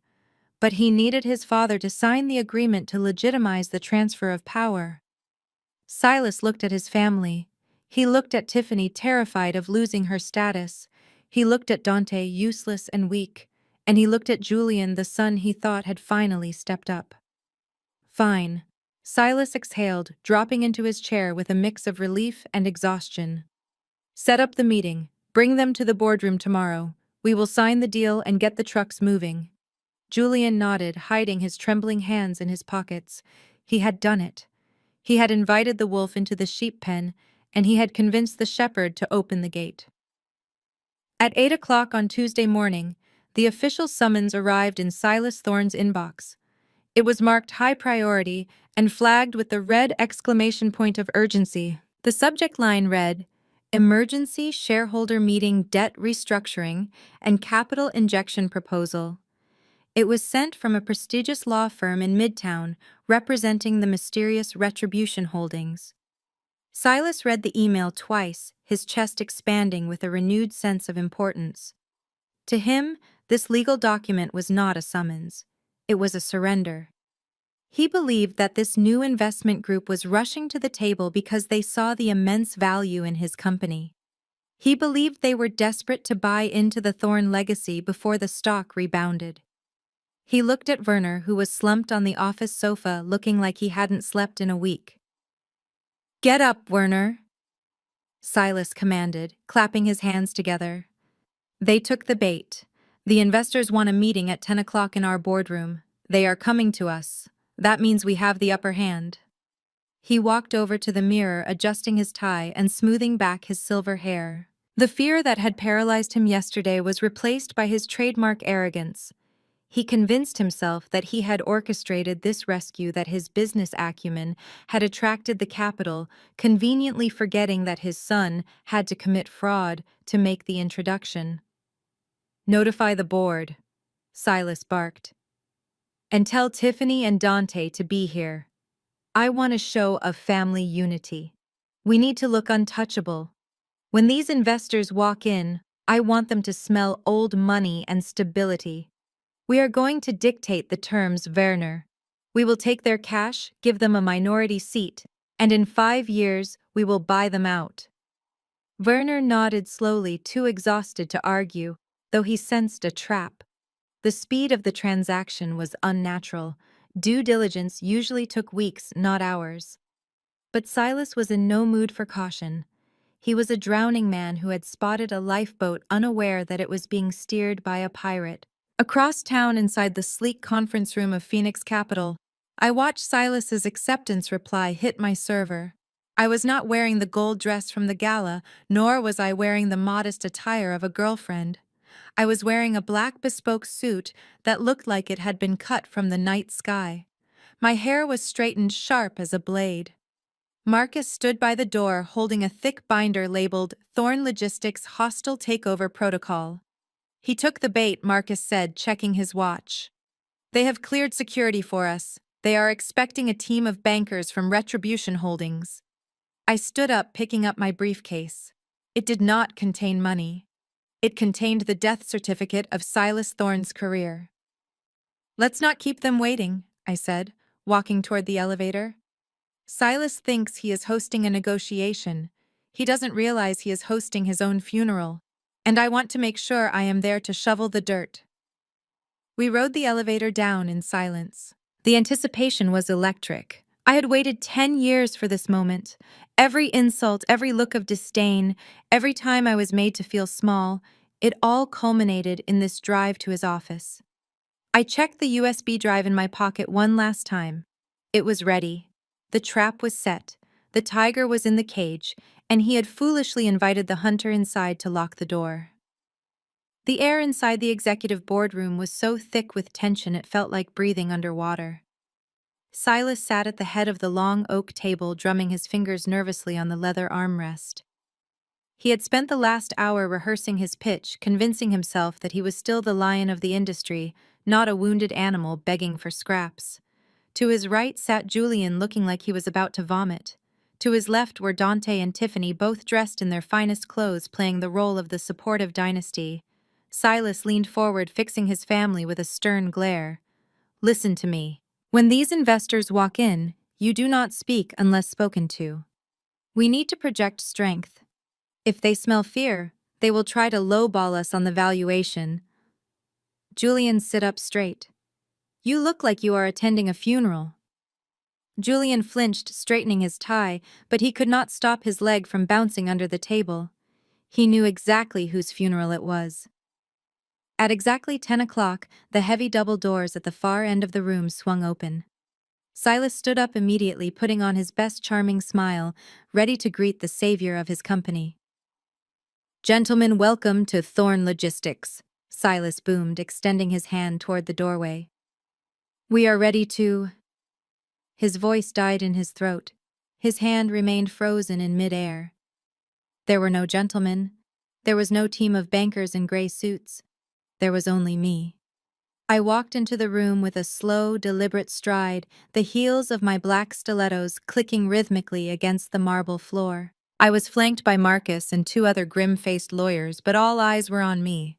I wore a tailored black power suit that cost more than Tiffany's entire wardrobe, and my hair was pulled back in a severe, commanding style. I did not look at Dante. I did not look at Tiffany. I locked eyes with Silas, whose face had gone from welcoming to purple with rage in the span of 3 seconds. "What is this joke?" Silas sputtered, looking past me as if expecting the real investors to appear. "Security. Why is this woman in my boardroom?" I gave specific orders that she was banned from the building. He turned to Werner, who was shrinking into the corner. "Call the guards, Werner.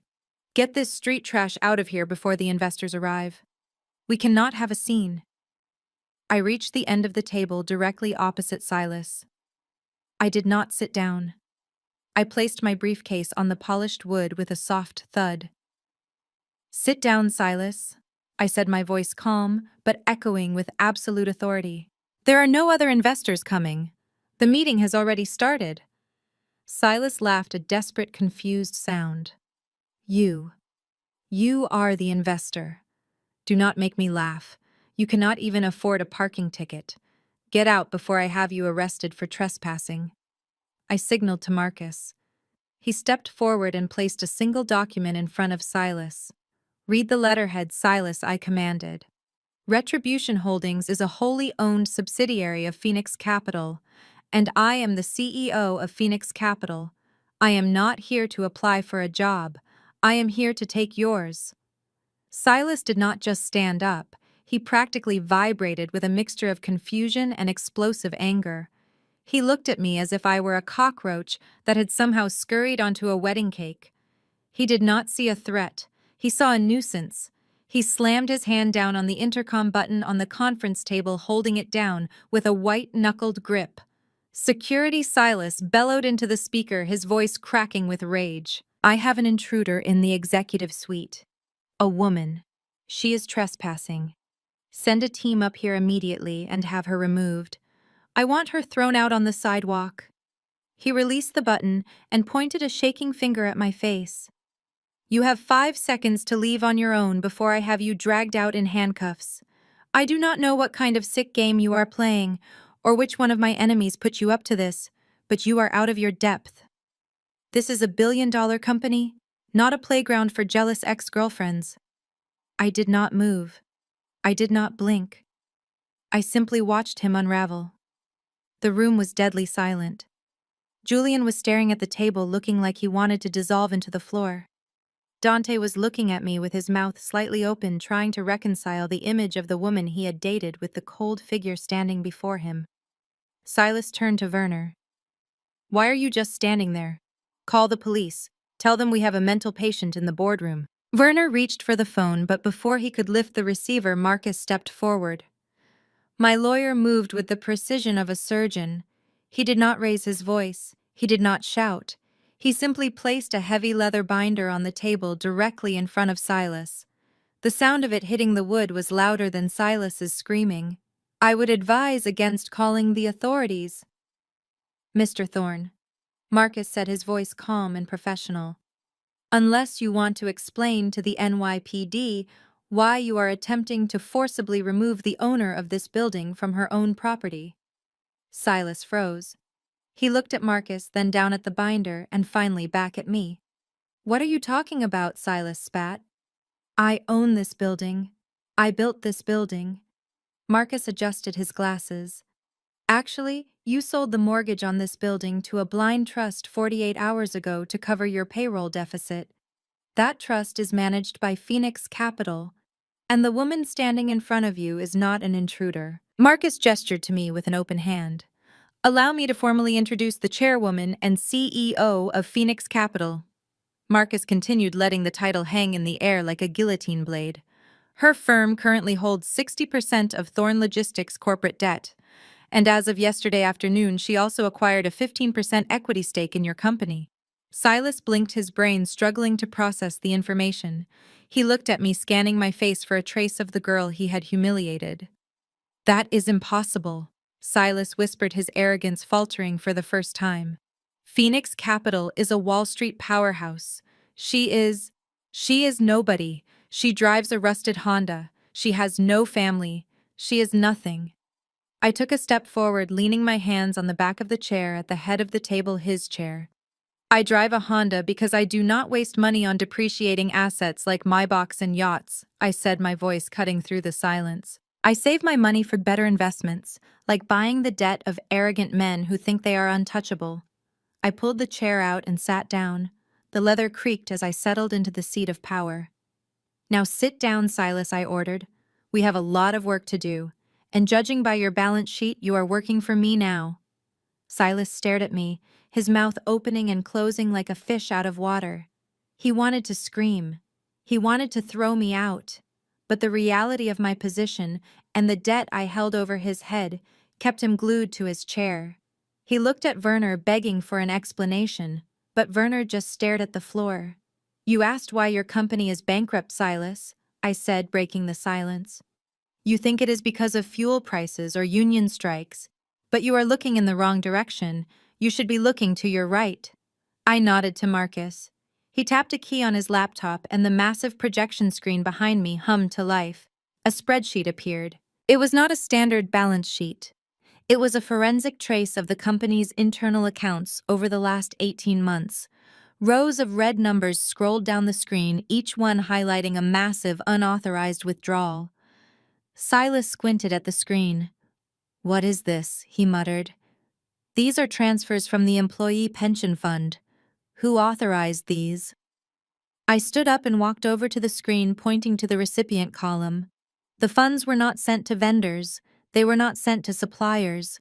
They were wired to an offshore crypto exchange wallet. $50 million, Silas. I announced, my voice echoing in the room. $50 million stolen from the retirement savings of the men and women who built your company. And if you look at the authorization signature on the digital key, you will recognize the name. I tapped the screen again. The image zoomed in on a digital signature. Julian Thorne. Silas stopped breathing. The room went deadly still. He turned his head slowly, mechanically toward his eldest son. Julian was shaking so violently that his chair was vibrating against the floor. His face was a mask of sheer terror, sweat dripping from his nose onto his silk tie. Julian, Silas whispered, his voice trembling. Tell me this is a mistake. Tell me you did not touch the pension fund. Julian opened his mouth, but no sound came out. He looked at Tiffany for help, but she had recoiled from him, pressing herself against the wall, as if his guilt were contagious. It was supposed to be a sure thing, Dad. Julian finally choked out the words, spilling out in a rush of panic. The market was booming. I was going to double the money and put it back before the audit. I was doing it for the company. I wanted to surprise you. Silas stood up, his face draining of all color.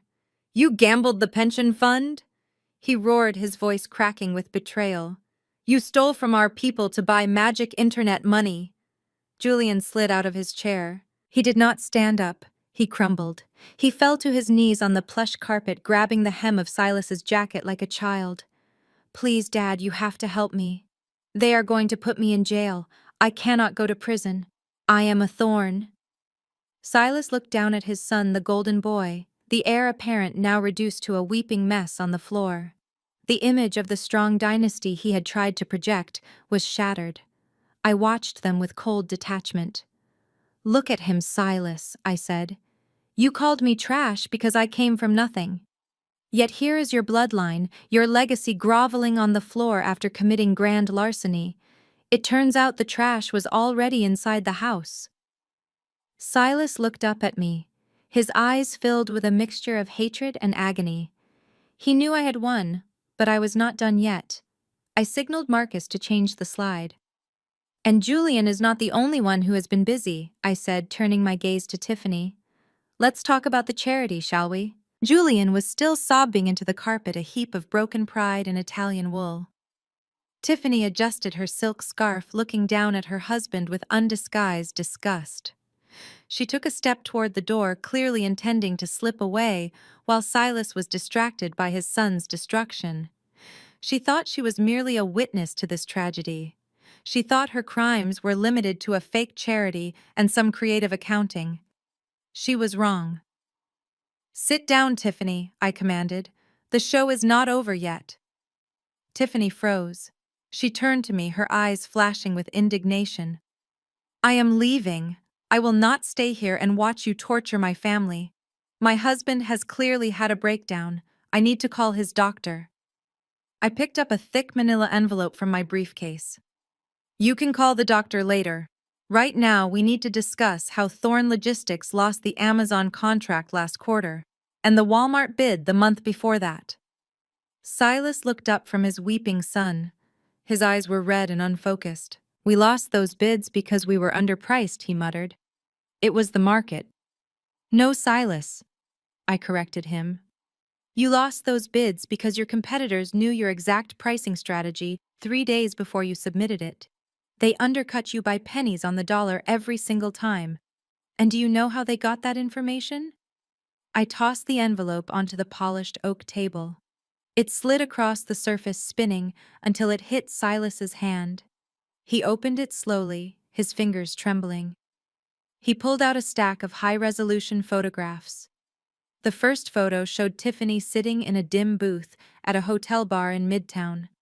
She was laughing, her hand resting intimately on the arm of a man in a gray suit. The second photo showed her passing a flash drive to the same man. The third photo showed them entering a hotel elevator together. Silas stared at the photo. He knew the man. Everyone in the industry knew him. That is Arthur Vance. Silas whispered, his voice barely audible. The vice president of Redline Logistics, our biggest rival in the tri-state area. I nodded. Tiffany has been sleeping with him for 6 months. But that is not the interesting part. My investigators recovered deleted emails from her private server. She was not just trading affection, Silas. She was trading corporate secrets. Every time you held a strategy meeting at the house, she was listening. She sold your pricing models to Vance in exchange for cash payments to her offshore accounts. She bought that Himalayan Birkin bag with the money she made by selling out this family.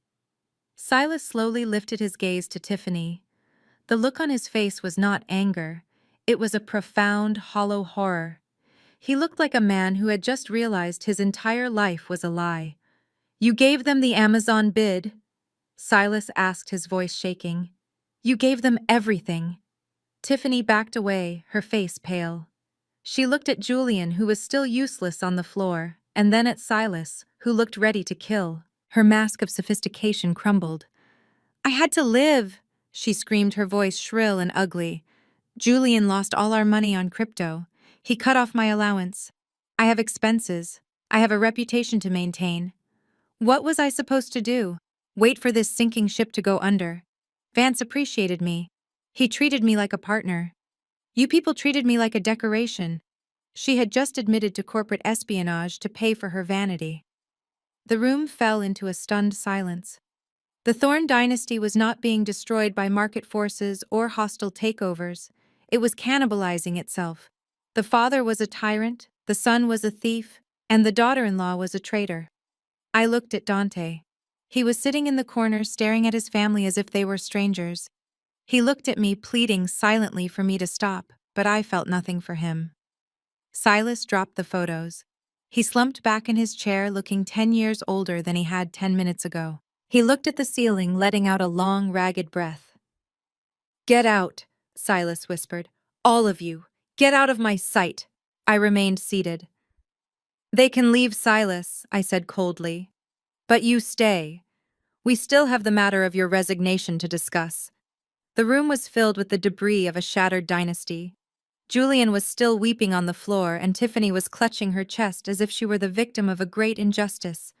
Amidst the wreckage, Dante slowly stood up. He adjusted his jacket, his face pale but set with a desperate kind of resolve. He looked at his father, broken and defeated in the captain's chair, and then he looked at me with eyes pleading for mercy. "Stop it, Sienna," Dante said, his voice trembling but loud enough to cut through the silence. "You have made your point. You destroyed Julian. You humiliated Tiffany. You have proven you are powerful, but leave Dad out of this. He didn't know. He is an old man, Sienna. Do not kill him just to satisfy your grudge." He took a step toward me, reaching out a hand as if he could still charm me, as if the ghost of our relationship could save him now. "I am the only one here who is innocent." Dante continued, gaining a little confidence. "I didn't steal money. I didn't sell secrets. I just wanted to be an architect. I tried to help you remember. I sent you money. I defended you. If you have a heart left under that expensive suit, please just walk away and let us pick up the pieces." I looked at his outstretched hand. It was manicured, soft, and utterly useless. I let out a low, cold laugh that made him flinch. "Innocent." I repeated the word, tasting the lie on my tongue. "You think you are the moral compass of this family because you didn't pull the trigger.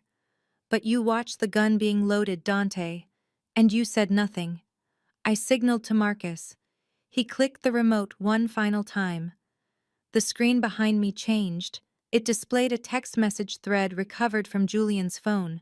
The date stamp was from 6 months ago. "Read it, Dante," I commanded.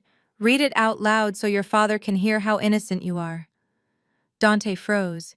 He stared at the screen, his mouth opening and closing soundlessly.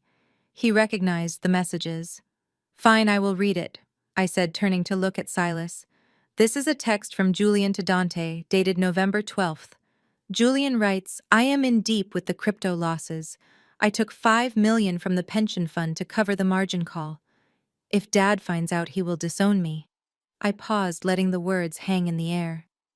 Silas looked at Dante, his eyes widening. "And this," I continued, pointing to the blue bubble on the screen, "is your innocent son's reply." Dante wrote, "Do not tell Dad. If the stock price tanks before my trust fund vests next year, I lose everything. Fix it quietly, or I will kill you." I turned back to Dante. "You knew," I whispered, my voice laced with venom. "You knew your brother was stealing the retirement savings of 3,000 workers. You knew he was committing a felony. But you didn't go to the police. You didn't go to your father. You stayed silent. Not to protect Julian, not to protect the family name, but to protect your trust fund." Dante sank back into his chair, covering his face with his hands. He could not look at me. He could not look at his father. "You are not the good son, Dante," I said, my voice cold and final. "You are the worst of them all. At least Julian and Tiffany were acting out of desperation. You acted out of pure, unadulterated cowardice. You sold your own father for a payout that you didn't even earn." Silas let out a sound that was half groan, half sob. He looked at Dante with a look of absolute betrayal. The son he thought was his moral anchor was just another rat on the sinking ship. I picked up my briefcase and snapped it shut. The sound was like a gunshot in the silent room. "There is no one left, Silas," I said. "They are all liars. They are all thieves. And you raised them. This is your legacy. A family that would sell each other for a quick buck, and now you have sold them all to me. The silence in the boardroom was the sound of a dynasty dying. Julian was still on the floor. Dante was slumped in his chair like a rag doll, and Tiffany was staring blankly at the wall. Silas Thorne sat alone at the head of the table, a king without a kingdom, his breathing heavy and ragged. He looked at me with a mixture of hatred and confusion, his mind desperately trying to find an escape route from the trap I had sprung. "You have made your point, Sienna." Silas rasped his voice, losing its thunder. "You have humiliated my children. You have exposed our secrets. But this is still my company. I own 60% of the voting shares. You can wave your loan documents around all you want, but you are just a creditor. You cannot sit in that chair. You cannot make decisions. Now get out of my building before I call the police." I looked at Marcus. He didn't smile. He simply opened the final folder in his stack, the one labeled Execution Protocol. He slid a single crisp document across the table. It stopped inches from Silas's shaking hands.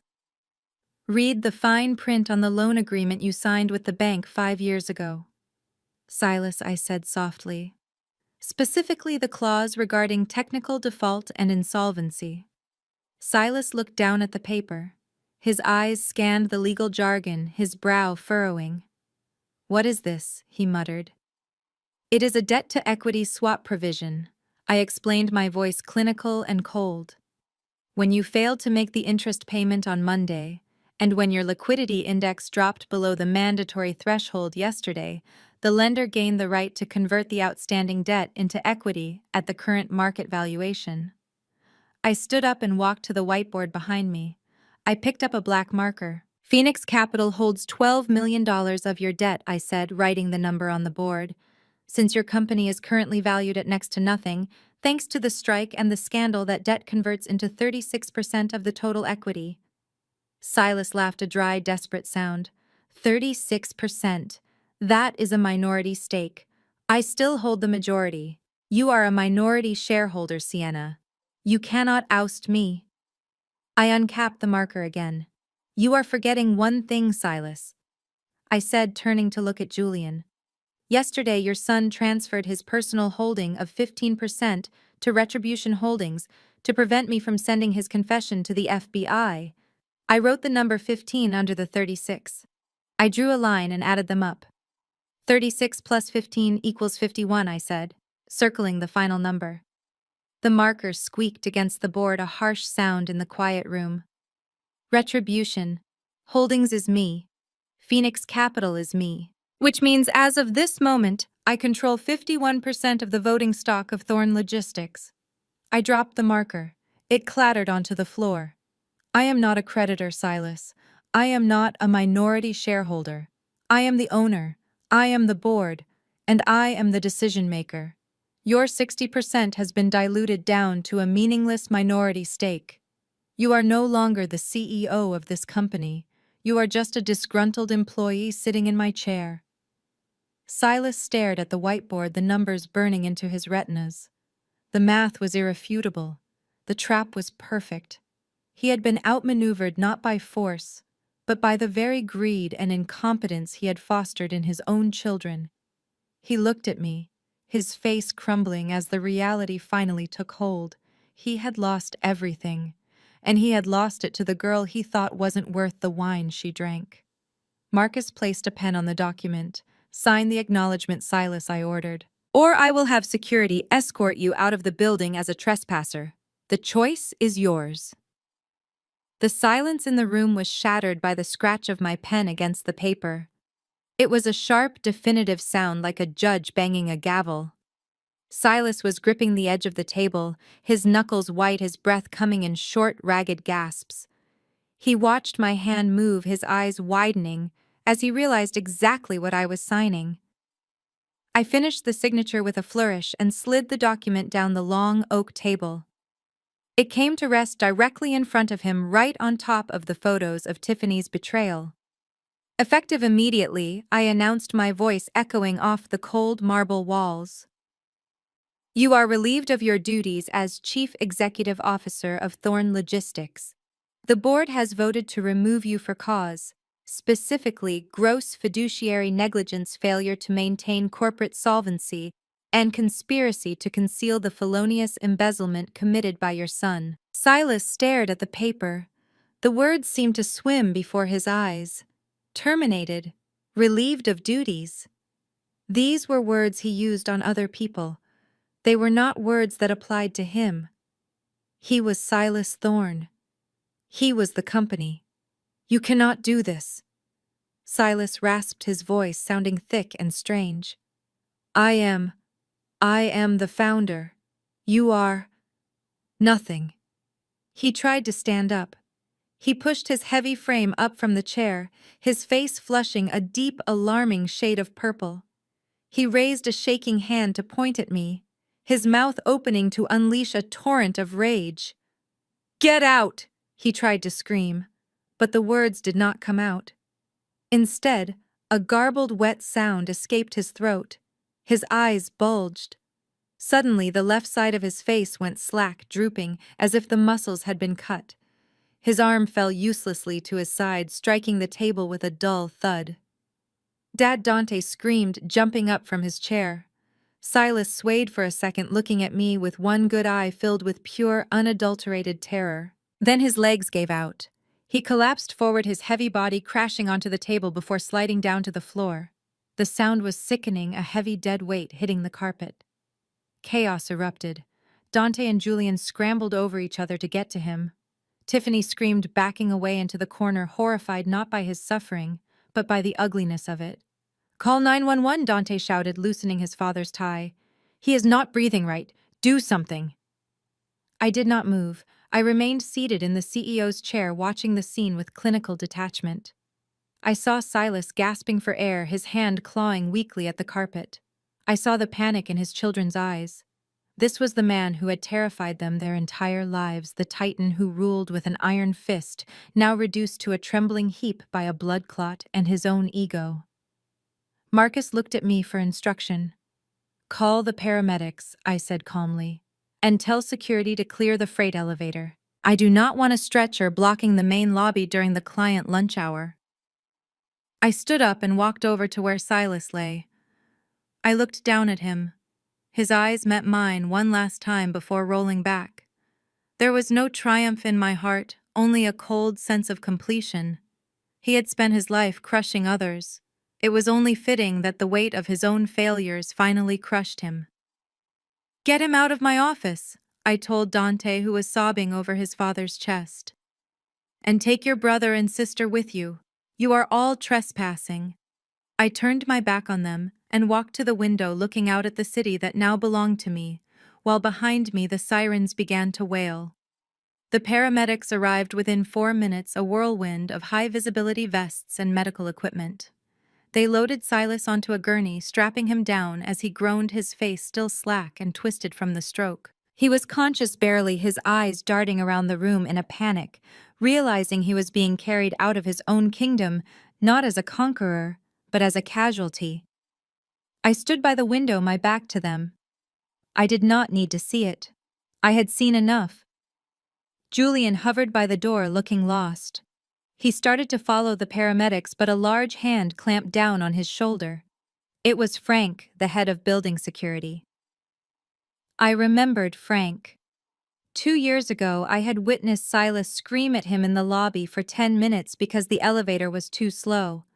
Silas had called him incompetent and threatened to fire him on Christmas Eve. Frank had taken it with his head bowed, humiliated in front of the entire staff. Today, Frank was not bowing. I am going with my father, Julian snapped, trying to shrug off the hand. Frank did not let go. His grip tightened, bunching the fabric of Julian's expensive suit. The paramedics have it handled, Mr. Thorne, Frank said, his voice deep and rumbling. My orders are to escort all non-personnel from the building immediately. That includes you. Julian's jaw dropped. Do you know who I am?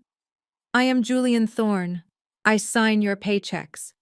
Frank looked at me. I turned slowly from the window and met his gaze. I gave him a single, barely perceptible nod. Not anymore. Frank said, a small, grim smile touching his lips. You are trespassing on private property, and the new owner has a zero-tolerance policy for unauthorized visitors.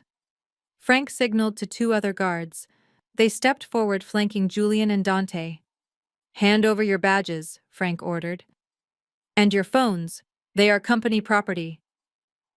Julian hesitated, clutching his phone like a lifeline. One of the guards simply ripped it out of his hand. Another guard stepped up to Dante, who surrendered his badge without a fight, his eyes wet with tears. This way, Frank said, pointing a thumb toward the freight elevator. They did not get to take the executive lift. They were marched down the hallway past the glass walls of the conference rooms where the staff had gathered to watch. Hundreds of employees, people who had been underpaid and undervalued for years, pressed their faces against the glass. They watched as the Thorne dynasty was paraded past them. There was no pity in their eyes. There was only the cold, hard satisfaction of justice. Silas was wheeled out first, a broken king on a stretcher. Then came Julian, stumbling and red-faced, shoved along by the very guards he had ignored for years. Dante followed, head hanging low. I followed them as far as the elevator banks. As the heavy steel doors of the service elevator opened, revealing the scuffed interior used for trash and deliveries, Julian turned back to look at me.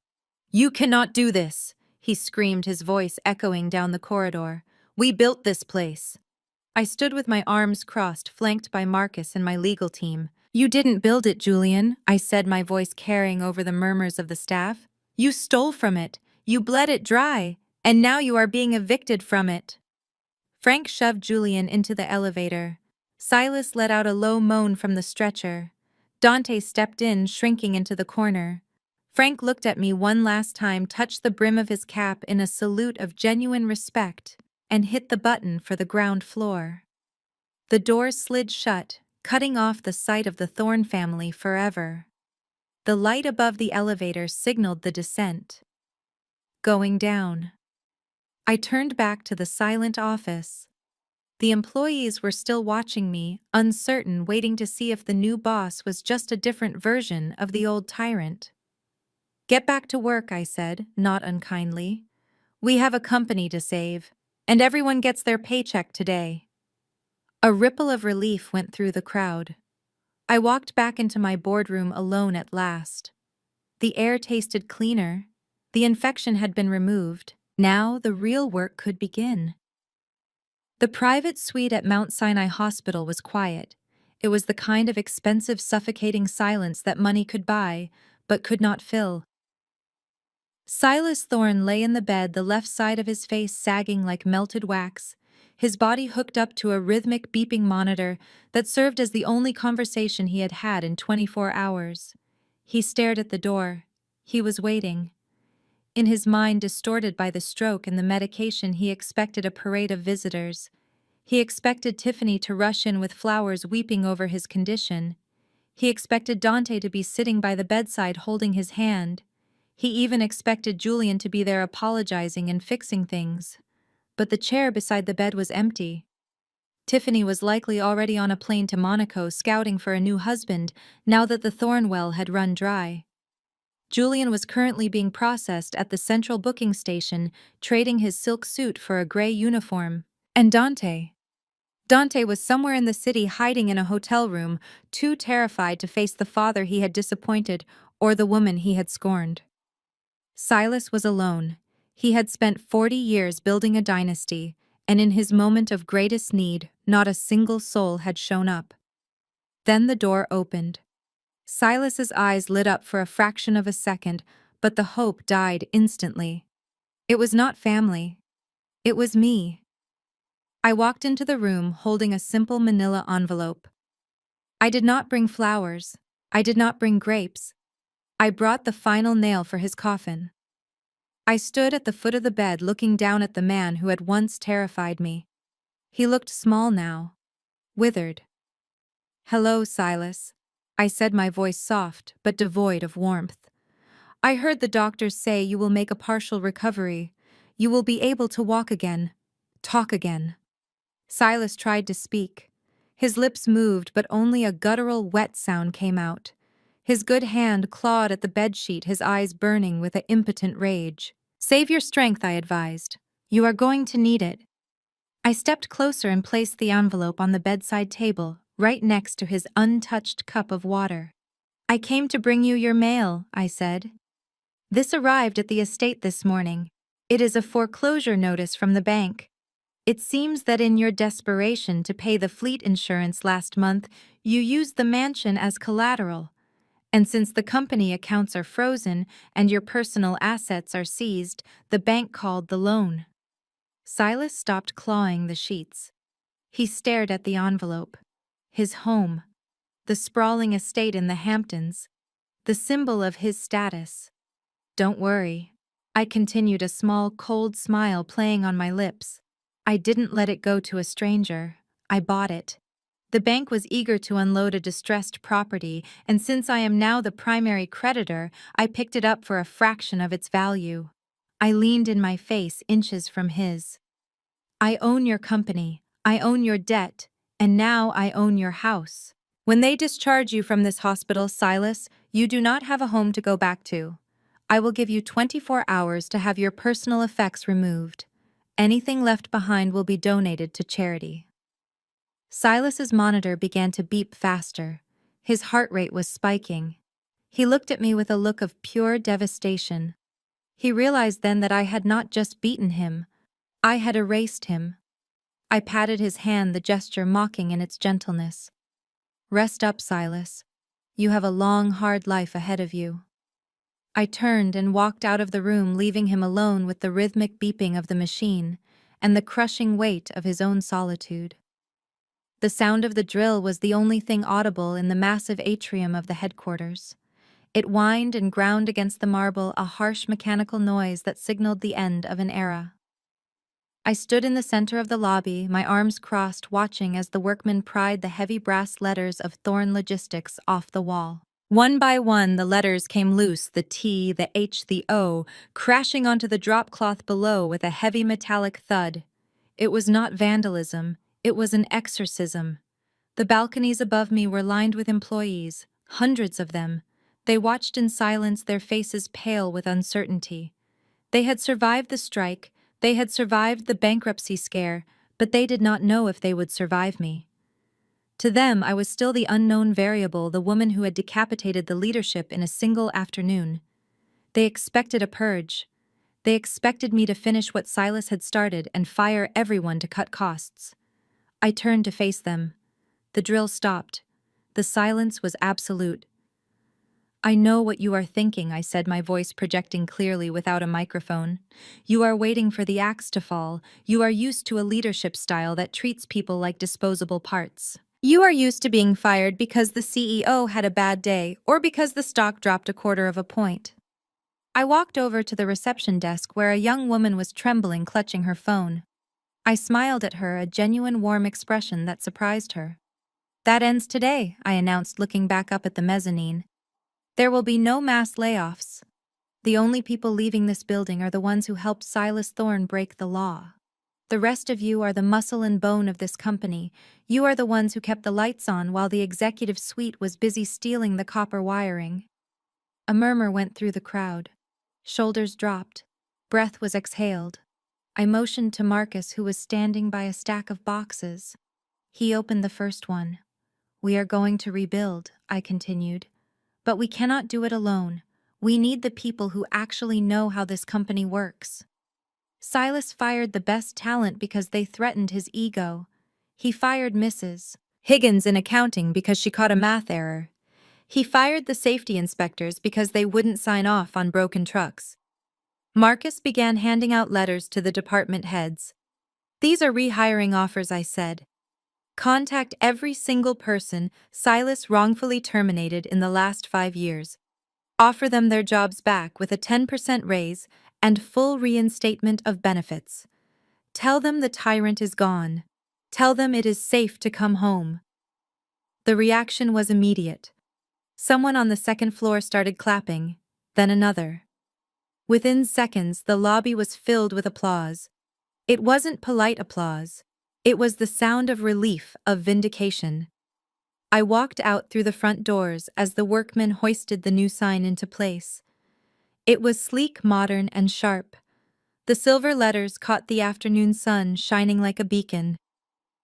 Phoenix Logistics. I looked at it feeling a swell of pride that had nothing to do with revenge and everything to do with creation. I had burned Silas's world to the ground, yes. But I had not done it just to watch the fire. I had done it so I could build something better from the ashes. The Thorn legacy was dead. My legacy was just beginning. The champagne in my glass was a 1999 vintage, the same year Silas Thorne started his first offshore shell company. It tasted like justice. I stood on the balcony of the penthouse office, the wind whipping through my hair, looking down at the city I had just conquered. The lights of Manhattan sprawled out before me, a grid of electricity and ambition, and for the first time in my life, I felt like I was holding the switch. Inside the office, the silence was absolute. The frantic energy of the takeover had dissipated. The lawyers had gone home. The security team had finished their sweep. It was just me and the ghost of the man who used to sit in this chair.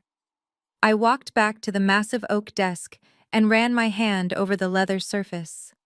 I had won. I had stripped the Thorne family of their assets, their reputation, and their future. I had rebuilt the company in my own image. It was the perfect victory, or so I thought. A low, vibrating hum broke the silence. I frowned, checking my phone on the desk. It was dark. The sound came again, a dull, persistent buzzing. It was coming from inside the desk itself. I knelt, feeling under the heavy wood of the drawer until my fingers brushed against a latch. A false bottom. I pressed it, and a small, concealed compartment popped open. Inside lay a single nondescript burner phone. It was old, scuffed, and vibrating violently against the wood. I stared at it. This was not a corporate line. This was something else. Something Silas had kept hidden from everyone, even his family. Even me. I picked it up. The screen displayed no number, just the words, "incoming call." My instinct told me to crush it, to throw it off the balcony and let the secrets die with Silas. But curiosity is a dangerous thing. I pressed the green button and held the device to my ear. I did not speak. I waited. There was no static. The line was crystal clear. "Congratulations are in order, Ms. Sienna," a voice said. It was a male voice, deep-accented and utterly terrified of nothing. It was not the voice of a banker or a lawyer. It was the voice of a man who solved problems with a bone saw. "You have done a remarkable job cleaning house," the voice continued, smooth as oil. "You got rid of the old man. You neutralized the sun. You even managed to charm the labor unions. Very impressive. You swallowed the shark whole." "Who is this?" I asked, my grip tightening on the phone. "That is not important," he replied. "What is important is what you missed. You see, when you acquired the assets of Thorne Logistics, you acquired all the assets, including the ones that are not on the manifest." I felt a cold prickle of unease run down my spine. "I audited every container," I said, my voice steady. "The inventory is clean." The man laughed, a dry, humorless sound. "You audited what Silas wanted you to see, but you didn't check the subfloor of container number 4 currently sitting in dry dock at the Brooklyn Navy Yard. It was scheduled for transport 3 days ago, but your little hostile takeover froze the fleet." He paused, letting the silence stretch. "Silas was moving more than just auto parts and electronics, Ms. Sienna. That container is full of very sensitive, very expensive hardware that belongs to my employers. We do not care about your corporate wars. We do not care about your stock price. We only care about our delivery." The city lights outside suddenly didn't look like jewels anymore. They looked like watching eyes. "You are the owner now," the voice said, dropping all pretense of politeness. "Which means you are the one responsible for the delay. You have 24 hours to get that truck moving, or we will come and collect the debt from you personally. And unlike the banks, we do not accept equity swaps." The line clicked dead. I slowly lowered the phone. The champagne glass on the desk caught the light golden and bubbling. A minute ago, I thought I had reached the summit. I thought the war was over. I looked at the black screen of the burner phone, realizing with a sinking heart that I hadn't won the war. I had just walked onto a new, much bloodier battlefield. I turned to look at the door, half expecting to see shadows moving in the hallway. The game had changed. And this time, the stakes were not money. They were survival. The most profound lesson from the fall of the Thorn dynasty is that arrogance is the architect of its own destruction. Silas and his family believed their power was an inherent right tied to their name and wealth, rather than their competence. They committed the fatal error of underestimating Sienna based on her background and appearance, failing to realize that true power is often quiet, strategic, and underestimated. Sienna proves that knowledge and patience are sharper weapons than bluster and intimidation. She didn't just outfight them, she outthought them. Furthermore, the story illustrates that a legacy built on corruption is destined to collapse. The Thorns were not destroyed solely by an outside force. They were destroyed by their own internal rot, Julian's theft, Tiffany's greed, and Dante's cowardice. Sienna simply exposed the cracks that were already there. However, the chilling ending serves as a final crucial reminder: ambition always has a price. Ascending to the throne means inheriting the kingdom's enemies. Success is not a destination of peace, but often a gateway to more dangerous battlefields. Sienna conquered the boardroom, but can she survive the underworld? Subscribe now and hit the notification bell to see how she handles the mafia in Season 2.